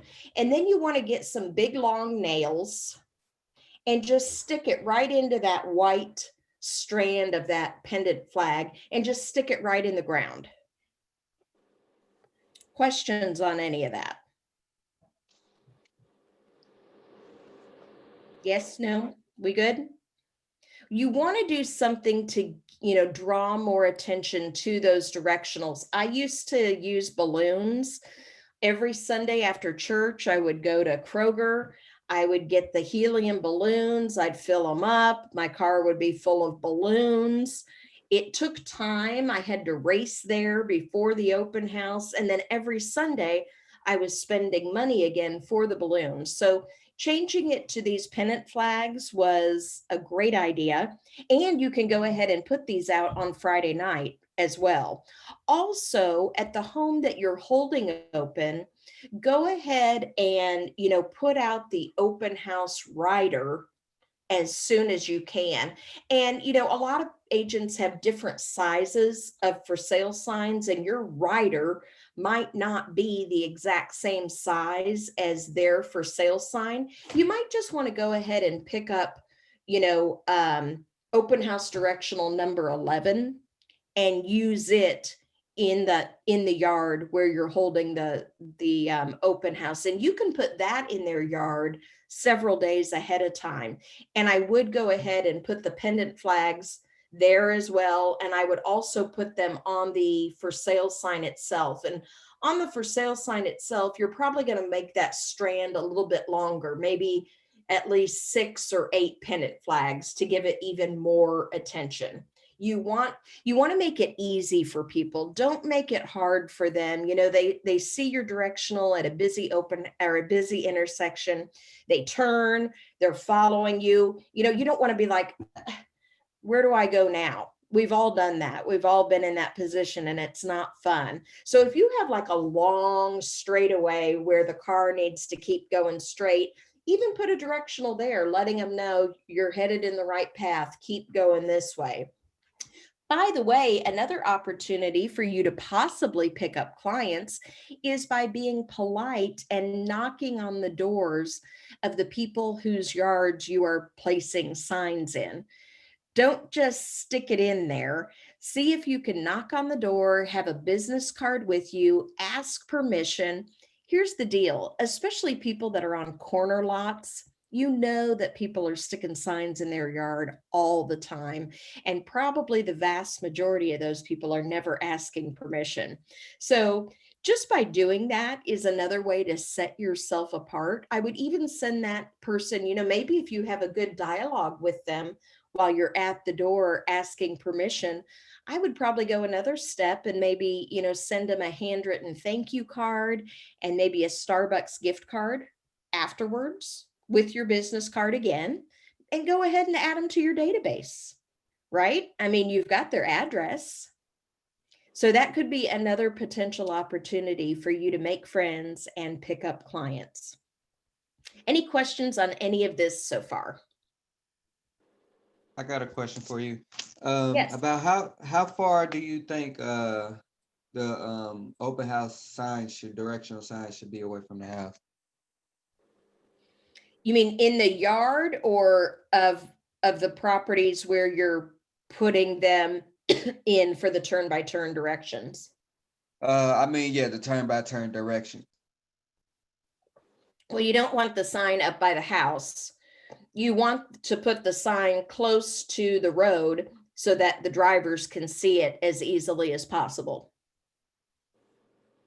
Okay, so would they all be like real close together, or would it like be spaced apart, like a mile apart or half a mile or less than half a mile? What would you say? You want to put them wherever they need to make a turn. You know, so yeah. So, you know, picture the house here, and here's one way that traffic is going to enter the neighborhood, but here's another way that traffic is going to enter the neighborhood. So the point of the directionals is just to show them where to turn to get to the house. But like I was saying, if you have a long section in a neighborhood where they need to keep driving straight, then you may want to put a directional, you know, somewhere in between to show them just to keep going the way they need to go. But the point of the directional is to turn it to show them where they need to turn next to get to the house. Okay. That answer your question? Yes. Okay. Okay, good. All righty, let's keep going here. So we've put out the directionals. We've chosen a good house based on, you know, proximity to a busy intersection. It's in the price range we want. By the way, at that busy intersection or wherever it is we think we're going to, you know, the start of the traffic where people are first going to see our directionals, I typically put out 2 directionals at those busy intersections, and I put them at a diagonal. So like, for example, if you're familiar with 135 in Smith Valley, that's 4 lanes of traffic there. I'm going to put one at the intersection where the Shell station is, and then at an angle over where Lake City Bank is. You know, because that is a really, really busy intersection the chances of them seeing one open house sign aren't great, but if I've got at least two, that's going to increase the chances of people seeing those signs. So we talked about asking if agents have new listings coming up. We said that the day and time of the open house is not as important as getting the word out in plenty of time. By the way, in addition to your directionals, of course, we also have social media that you can be using. You can be using your designs to get the word out. I would probably, maybe take the time to make one certain template within designs that is always going to be your open house template go to, that you just, and you don't want to give them too much. Don't give them everything, because then they're not going to have any need to come to your open house, right? Maybe just give them the front picture and the price range, and come see us. And you might even specifically say, come see us instead of come see me, again, for that safety issue. If there's a creeper out there that thinks that there's going to be a young, pretty girl in a house alone, we don't want to encourage that. So, be careful with your wording on stuff like that. What you need at the open house. I can't remember who it was. I don't know if it was you, Robert, or somebody else said, oh no, it was Homes with Hill. That was it. That you want to get their contact information. How do we do that? Okay, here is the golden nugget. This is the most important thing you could do. So first of all, at your open house, it doesn't have to be anything fancy. You can simply have just a good old fashioned yellow legal pad at your open house. And on your legal pad, you're going to have it say name, phone, and email in 3 columns. That's it. I don't encourage you to ask a bunch of questions and that's just a personality thing on my part. I'm a high D. I don't want to mess with answering a bunch of questions if I'm going into an open house. So that's just a personal call on my part. I've always just asked for their name, phone number, and email address. And here's an important thing. Go ahead and write that first person, make up a fake guest. Okay, nobody wants to be first. Go ahead and write a name, write a phone number, write an email address on your guest list. I promise you, in 21 years, Melinda Hicks has attended every open house I've ever done. Nobody wants to be first. Just go ahead and put a name on there. Okay. Another key to this is you don't ask for their information right away. That is key. Again, you're sitting in the open house, you're watching to see when somebody's walking up to the door. Be at the door if you can, and open the door, greet them, welcome them, shake their hand, whatever. With COVID, that's kind of, maybe something we're not doing right now, but welcome them, let them in. And I've seen agents do open houses where they have like a stack of flyers or MLS sheets right there at the door, and they just kind of shove it in the people's face. I say don't do that. I prefer instead to have everything set up in the kitchen. The kitchen is where, when you have company, you have family over, where does everybody hang out? The kitchen is the heart of the home, so to speak.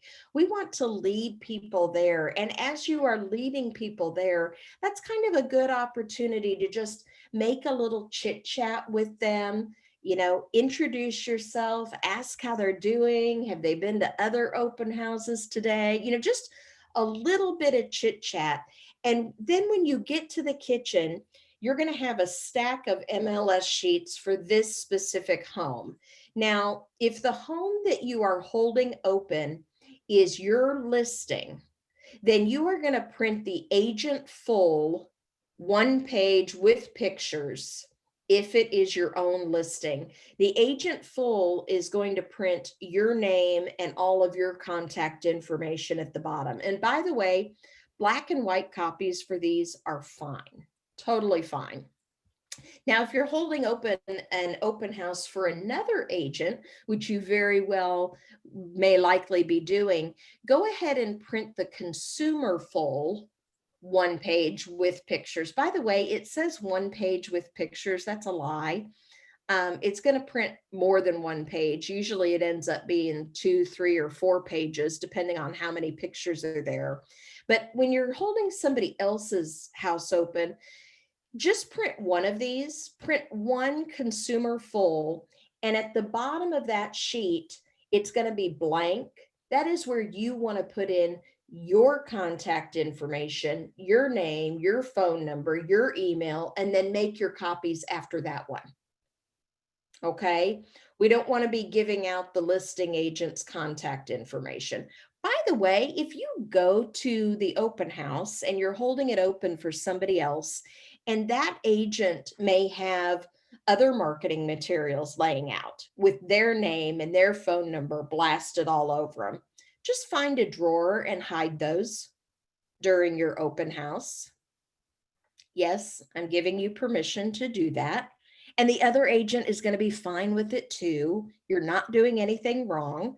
But, you know, again, it's a shame for you to sit in that house for 2 hours and then they grab the listing agent's contact info and then call that agent back thinking that was you in the open house, right? They're going to get confused. They're going to just remember the house. They're not going to necessarily remember you. So hide that stuff during the open house, put it away, and just remember to put it back when you are finished. So we've got all of our goodies here. You also want to have a stack of business cards, but right when they first come in, you're going to lead them back to the kitchen, make small talk with them, and then you're going to simply hand them the MLS sheet for that particular home. You know, say, here you go, here's a sheet on the home. It shows all of the room sizes. There's a bunch of confusing abbreviations in the middle. So if you have any questions at all, feel free to let me know. But you know, make yourself at home, roam around, and I will do my best to stay out of your way. Now, depending on the personality type of the person that's coming through the house, you can really learn a lot by how they react to you. If they're just quiet and, you know, a little, maybe even a little suspicious of you. Okay, thank you. They might be a high C. Nothing wrong with a high C, but you know, they could very well be a high C. They don't want to do a lot of chit chat. They are just there to see the home. You might have a D who barely glances at the paper and just starts roaming through the house like they're in a race. You know, they're in a hurry. They're on a mission. Picture Scott Smith in our office. I mean, he's a high D. He's going to be in and out of there, no messing around. Now you might have an I that, oh, thank you so much. Oh, by the way, love your earrings. Oh, and it's almost like they want you to walk through the home with them. If that's the case, then do it. Do whatever they're kind of leading you to do. But typically, most of the time, you know, if they're in the kitchen, I'm going to be at the other end of the house. I don't want to be following them around the house. I want to give them space. Now, here's the key, Holmes with Hill. Do you have a first name? Or maybe I just remember you as Holmes with Hill. It's Jay. Hi, Jay. So the most important thing is we've got to get their contact info, right? That's the whole reason why they're there. And we haven't done it yet.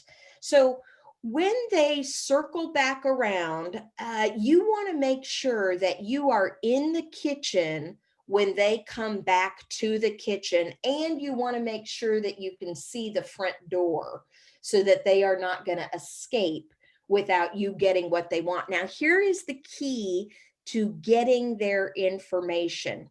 You're going to give them the golden egg. You're going to give them the golden ticket, exactly what they want. When they have toured the house and they come back through, you're going to ask them what they thought.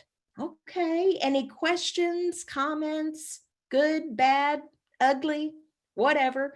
And sometimes you'll get a chuckle when you say that, and they'll tell you their thoughts about that home. Now, please know that your chances of selling that particular property are not overly high. It does happen every once in a while, but chances are there's going to be something about that home that just isn't the right match for them, and that's fine. And so let's say you're holding an open house in Center Grove and you're asking them, about the house. Then you say, so are you specifically looking for a home in Center Grove? Chances are they're going to say yes, because that's why they're there. Well, then you happen to pull out, let me see where I have one. You're going to pull out this wonderful packet that is going to give them all of the homes that are currently available in Center Grove in that same price point. So I'm also going to have a stack of these in the kitchen. I put a little cover page on here. You can definitely make this cuter. But the point of this packet, I love Center Grove. What else is available? And then down here, provided for you by, and you put, your name and contact info. And then inside of this packet, so if I'm holding a home, let's say Center Grove for $250,000, I'm probably going to go into Matrix and do a search for Center Grove properties, maybe between 225 and 275. And I'm going to select all of those, and then I am going to print them as the consumer brief. Consumer brief. And because I don't want to give away that other agent's, the listing agent's information for those homes, and I don't want to print a bunch of copies that are going to be wasted, but the consumer brief is going to look something like this. It's just going to be a little snapshot of each of these homes. And again, even though this is showing up in color, print these in black and white. You don't need to spend a bunch of money on color copies. And this consumer brief just gives you, go ahead and point out to them where the address is. Point out, oops, I've included a rental here. I wouldn't include a rental, keep those out. I would point out where the price is. And I would also point out to them, if you see a little asterisk by the price, that means this is not the original price, that they have had a price reduction. But these are all of the addresses. If you have time today, I would say stick these addresses in your GPS, drive by them, and let me know if there is anything at all that you would want to take a look at. Even if, I don't care who it's listed with Remax or Tucker or Century 21 or even Keller Williams, just make a list of everything you want to see, and we could knock out all 5 of these in one night, and now, okay, now you have won them over, right, Jay? They're loving you. They are on Team Jay. Now is when you do the, oh, by the way, and if you wouldn't mind, and I always physically put my hand on here, like when it's laying down. By the way, if you wouldn't mind, if you would please sign in, that way the seller knows I really showed up today. Oh, sure. Yeah. Because you've just given them exactly what they want, right? You've just given them this list of homes. And by the way, these homes, you may drive by some other properties and you may see a sign in the yard, Mr. and Mrs. Buyer. If they are not on this list, it means those houses already have accepted offers. I'm only giving you what is still available. Okay, great. And by the way, do you have a home that you would have to sell first? Or is this going to be your first home? Engage in a conversation with them. That's when they're going to do it. When you have just been nice and given them exactly what they want, then you have them sign the sheet and specifically say, and by the way, would you please sign in? That way the seller knows I really showed up today. It's kind of taking the pressure off. I don't sound like I'm going to be hounding them, right? And it gives them a different way of thinking about it. Oh, yeah, that makes sense. They need me to sign in so that the seller knows she really showed up today. That has been my best way of getting names and phone numbers. And then on Monday, I make it a habit, and you may even, even later on Sunday afternoon, you may even shoot these people a text, ask if they had a chance to drive by any of these homes. You could also do it on Monday, but for that person that was wanting the checklist, on Mondays, my order of operations was I would always write out a handwritten thank you note. And that takes a little work. I mean, I've only got a name and a phone number and what I remember from my conversation with them. If they're looking in Center Grove and they say, yeah, we're in Perry right now, but we really want to get our kids into Center Grove High School. After they leave, I'm going to have to make some sort of note over here that they're in Perry, so that when I go into Realist to find their name, I know that I'm searching in the right area to find their address so that I can send them a card. If you can't find their address for whatever reason, then maybe use their phone number and do a search in Facebook. Find them that way, send them a message and thank them for coming. And then usually by about, and again, this market is so different because homes are selling so quickly. I would usually wait until Wednesday and then give them a follow-up phone call to see if they had a chance to drive by any of these houses and to see if there was anything they wanted to take a look at. So again, I'm just taking, each step closer and closer to try to bring value to them and, to help solidify that relationship as well. Any questions on any of this?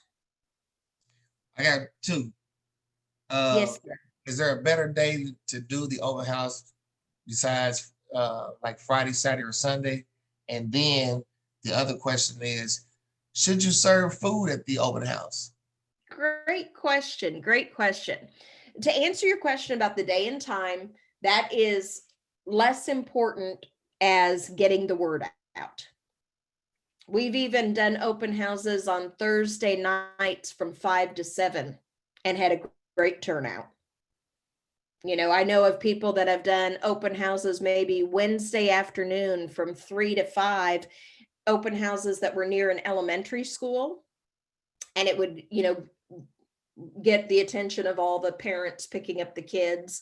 You just have to get the word out. That's the most important thing. Serving food is not mandatory. And yet I remember, so January was my starting month, and I remember serving like hot apple cider, like spiced cider on the stove. It makes the home smell wonderful. I had cookies out, and it would give them another reason to linger in the kitchen a little bit longer because they wanted to warm up before going back outside. There's nothing wrong with it, but it's not a must. I don't do it anymore just because I've figured out I don't have to, but it certainly wouldn't hurt. It's a nice gesture. But you do not have to. Great questions. Anybody else? Oh, I forgot. Carla, do you have, I don't know if you saw my text. I did. I didn't see it until you started and I could check my phone. But if you, are you done screen sharing? Because I'm going to show them where to get a whole bunch of stuff, including it's probably not it's not your letter because it's the most recent one that I did a year ago. Actually, that's how long ago it was. Gotcha. But I'm gonna share. So you guys in your Indy Metro PC library, and for those of you guys that aren't in productivity coaching, if you just email me, I'll send you this information. But for those of you that are in coaching, there is a folder in your library called Open Houses, and it has the How to Hold a 7th Level Open House from the MREA book. It's got an open house invitation letter that Shawna's going to talk about what color that needs to be on. And there's a checklist, Bobby. I know you want a checklist. There's a checklist in here. There's some open house scripts. You know, you guys have already heard from me. I love Shawna's yellow pad. I did a sign-in sheet where they could fill something out for the homeowner. That's in here. And then some safety tips. So that's all in your library. Awesome. That's good stuff. The letter that I have used as an open house invitation letter was a letter that I paid for from a marketing company. And I don't know if that's the letter that you have in there or not. It's not, because that one's, I just can't find that one right off the cuff this morning. I'll find that one and get it in the library. I know you said to me, and it's in a folder somewhere. I just haven't done open houses for a while. That's okay. And I'm revolting against Microsoft, and I refuse to pay for Word or Office or anything. So mine is in a Word format, but I can't access it. So I need to get it. I need to redo it in Google Docs. But the point of that letter is specifically not only telling people about the open house, it's also building you up as the agent they need to use. And I have had people hold on to these letters for an insane amount of time. And then they'll call me out for a listing appointment because of that letter. So, and I've been using that same letter since I think 2002. It still works. And I've tested different colored paper. The one that seems to get the best results is an obnoxious neon lime green. I don't know why. And make sure you personally sign each letter in blue. Sign it with your name. I ended up going and buying a stamp at Office Depot, Office Max, whatever it was called at the time, with blue ink so that I could stamp all of these. Make sure you, for a better open rate, get the fun envelopes that are like multicolored, that don't look like your standard business envelope, that looks like junk mail, right? Because where do we all open the mail? Right by the trash can, right? And only the few survive. Only the handwritten stuff and the bills survive, right? So we need to look like a card from Aunt Betty or something like that. So handwrite. Don't use the labels, handwrite your envelopes, and also use commemorative postage for a better open rate. So commemorative postage is like when they do like the Elvis stamps or Batman or, something other than just the generic American flag. All of these things have been proven to give you a better open rate. And that's part of driving more traffic to your open house. Let me just check really quickly here in our chat. Did we cover everything? COVID issues. We didn't really talk about that. I have recently, I think I've only done one during COVID, but I had, something printed out that was, please, thank you for respecting this home. And as much as possible, the homeowner, we had all the lights on, we had the closet doors open, we had hand sanitizer right there, as they came in, we had hand sanitizer where they were signing in here. Maybe have a box of masks handy. Is there anything else that you guys have been doing during COVID? Again, I only did one, and it was back at the beginning of COVID. Yes, sir. May I add, I was the one that actually had the question, and this is extremely weird, but I'm going to share it anyway. I had to go away for just a few minutes because I got a call from the agent who my mom just purchased. I'm obviously representing my parents, but the lady who did the open house on Sunday is now having to call all 19 people that attended. She has COVID. Oh, no. So, of course, my mother and I went through this open house on Sunday. So this is adding a little interesting drama to this session today. I'm sorry. So yeah, no, that's, fortunately, I don't think we were very careful. We wore masks. The lady had all the lights on. She had cabinet doors open, like you're saying. She had everything, but I just thought it was very weird that I asked the question, and 10 minutes later, the agent is having to call all 19 people that signed in that day to let them know that she had COVID. So it's a weird time out there right now. And we just have to be super, super, super careful. Right, right. Yes, Pam. I have a question, Shawna, back to the letters that you're talking about mailing out, and maybe I missed it, but who are we mailing those to? Good point. I may mail those to the other residents in the neighborhood. Okay. And how do you find out who those people are? In Realist. Ah, okay. You search by what? Or Remine. Yes, yes. Either one. And here's the paper. There you go. Good girl.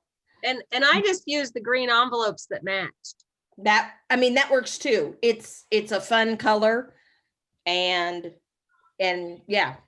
And by the way, the stamps, you can order any stamps that you want online at the United States Post Office, and they do not charge you postage to ship them to you. So you don't have to go stand at the post office, and you can pick, like I have Sesame Street and the Beatles and things they don't even carry at the library. You can That is awesome. This online.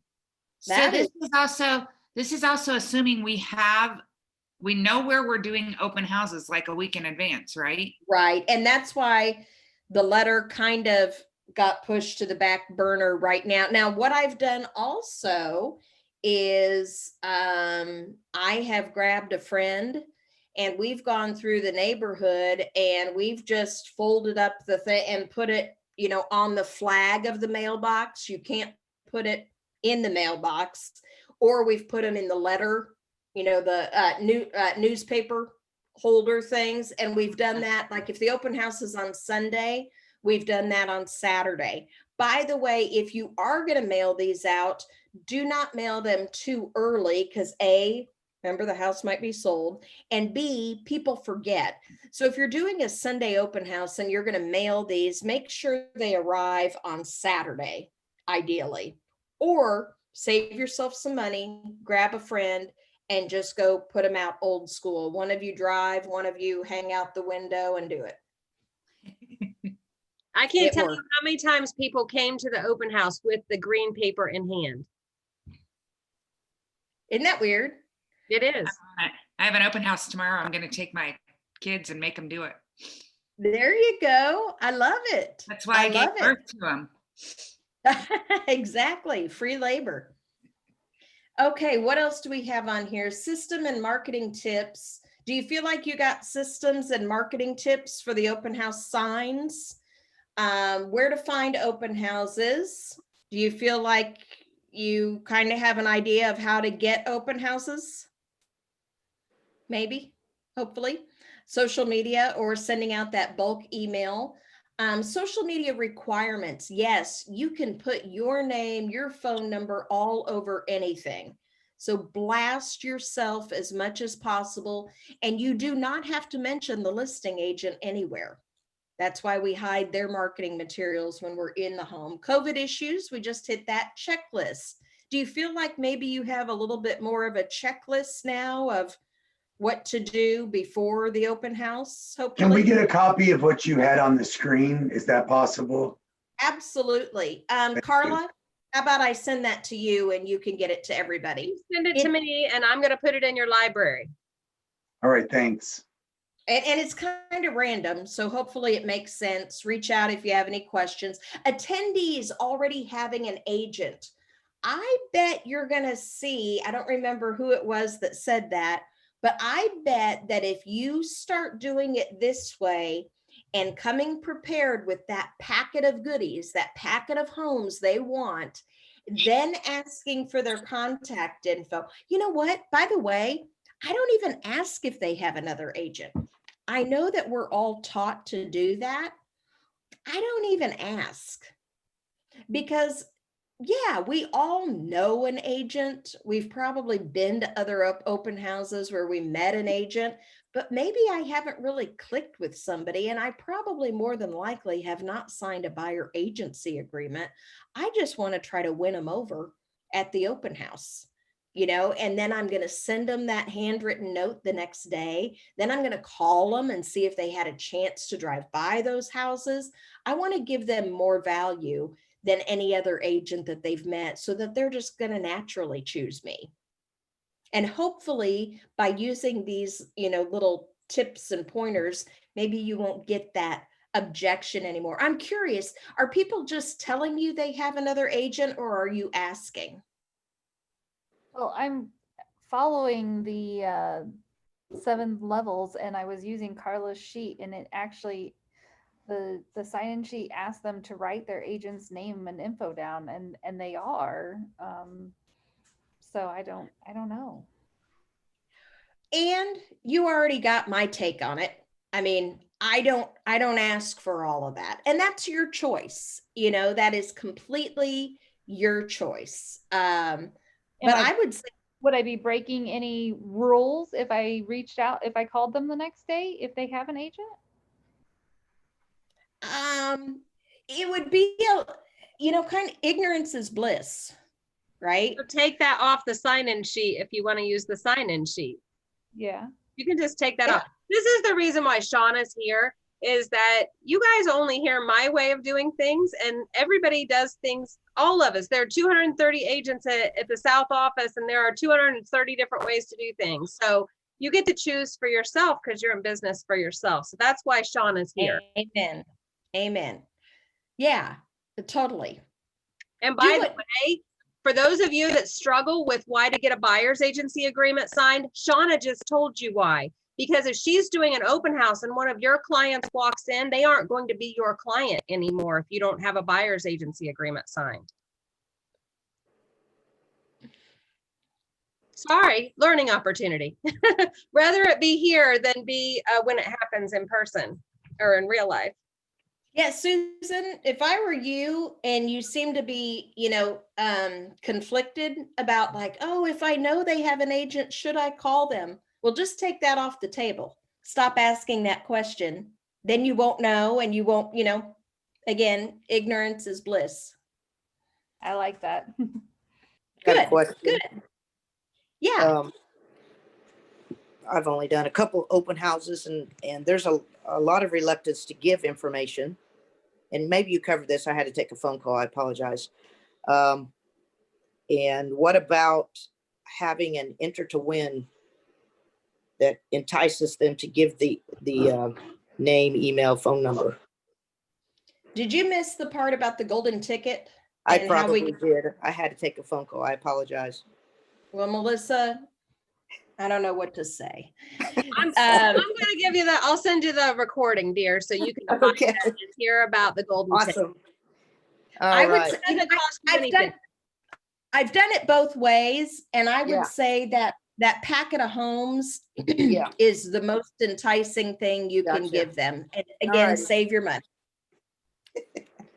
What else? Attendees already hesitate. How to stop people at the door, get their information, how to get people to your open house, safety tips.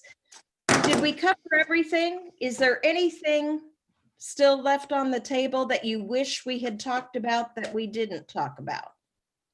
I got one quick question for you. Shawna, I just wanted to know. So you said we can mail them or we can put them in their mailbox. Now, when we put them in their mailbox, do we still wait. I did not say you can put them in their mailbox. Okay, I'm sorry. That is a federal offense. You cannot do that. You can fold it and stick it in between the mailbox and where the flag is. Oh, you can't okay. do that. Or you can stick it in the, some neighborhoods have the newspaper holders there. Do not open that mailbox. And by golly, do not tell anyone that I told you to open the mailbox. Okay, I won't. I'm sorry. No problem. Okay, keep going. Okay, so I was just curious, when we do that, what do we write on a letter? Because I know it's different. When you mail something, you know what to write on a envelope. But what do we write on the envelope when we doing it ourselves? You're still gonna write the address of the person that you're sending it to, and you're gonna put your return address on there. You're gonna address the envelope just like you would any other envelope. Okay, this might be a dumb question, but do we put a stamp on there too, or no? If you're putting it in the mail, yes. If you're If you're just, hanging out your car and putting them out there, no, you don't need a stamp. Okay, it makes And you sense don't to need me an now. envelope either. Yeah, I It was would just be better wondering. with, Just the flyer, just the letter, not in an envelope. Oh, yeah, because the envelope's just going to slip right through that space between the mailbox and the flag. Just fold it enough to make it a little fatter. okay, well now I got another follow-up question because y'all just said just the envelope. So on that, we don't do the envelope.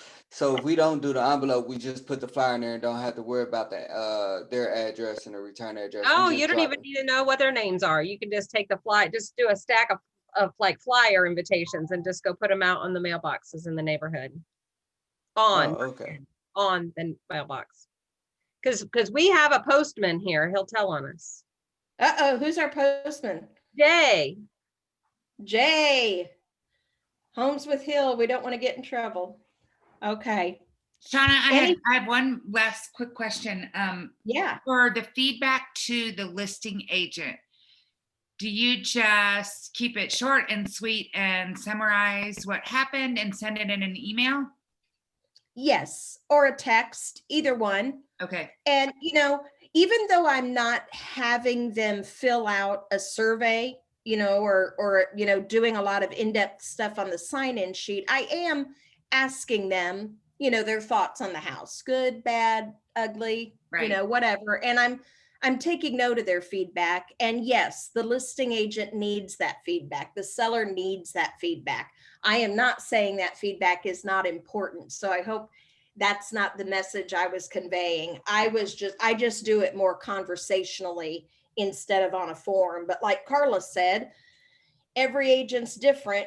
Do work in the way and the style that is most comfortable for you and that gets you the best results. But yes, please give that listing agent that feedback, preferably that same afternoon while it's fresh in your head, because those sellers are going to be hounding their agent wanting to know how the open house went.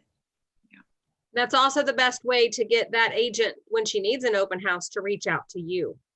Instead of you having to go find the open house, they'll really like working with you. And if they do lots of listings, you could just not have to work so hard to find them.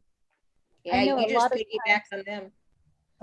A lot of times, I've done several, and that you schedule a showing time for during your open house, and so then they just want feedback through showing time. Yeah, that's another way you could do it too.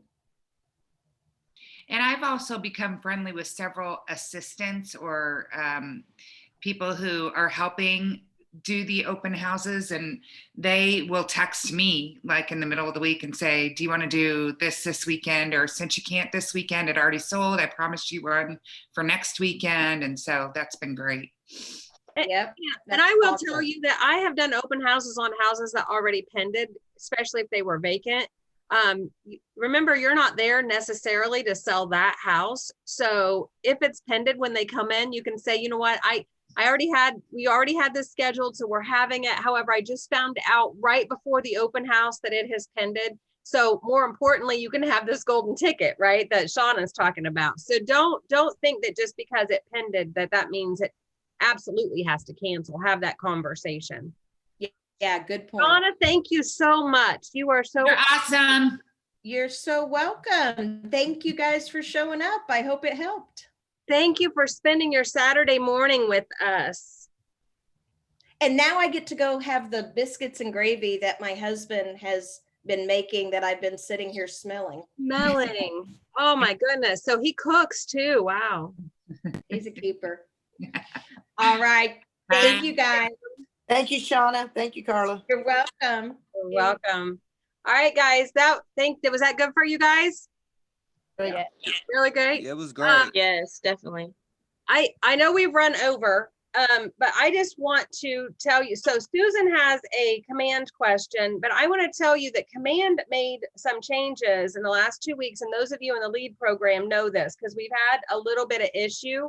So if you just hang with me for like 2 minutes, I just want to show you something. This, I think, is what is causing an issue for some of you not being able to create an opportunity. you see a command up here at the top where it says productivity coach personal and productivity coach coaching the team. When in order to create an opportunity, make sure that you're in your personal, that it's under your personal, not under the team. And I think that will fix that problem. I know that Susan and Camry were having. So I just wanted to mention that really quickly. So that was, I love that. So next week I have another agent coming to talk about farming a neighborhood. And then I have another agent coming right before Thanksgiving to talk about first-time home buyers and how he works with first-time home buyers. So I hope you guys I know it's a little confusing because I do things differently, but here's the thing. I learned how to do open houses from Shawna, and then I adapted it to my personality. And so you guys do the same thing.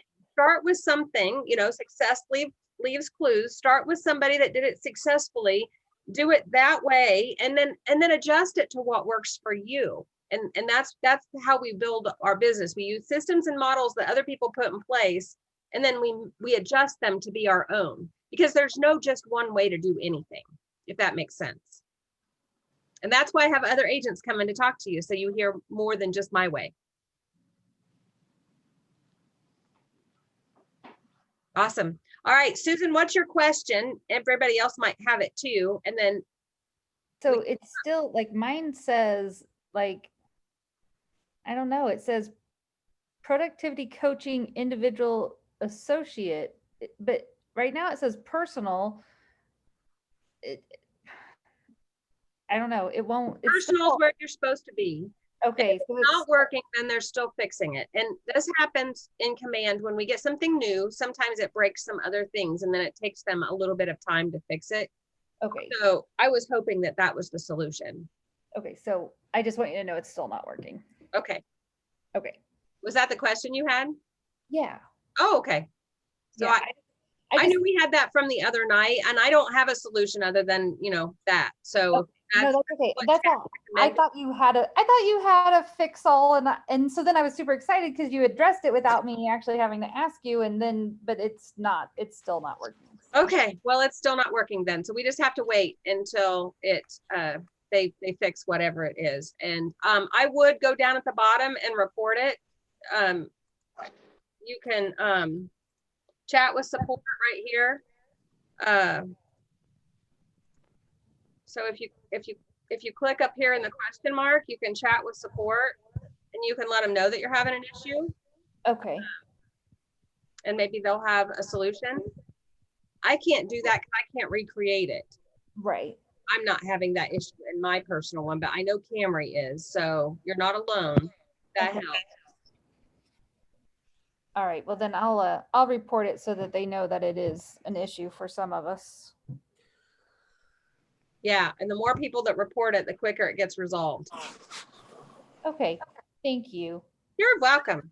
All right, you guys have an awesome day. This afternoon, I'm going to make a couple of changes to the accountability form for this week, only adding for you guys to add when you're under contract, because I have to report that back to the market center. And so I'm going to add that to the accountability form so you can tell me what you have under contract. So I'm going to add that, and I will email you guys all the new form and put it in your folders. Okay. Awesome. Have a fabulous Saturday. See you later. You too. Thank you. Thank Bye-bye. you. Bye, thanks.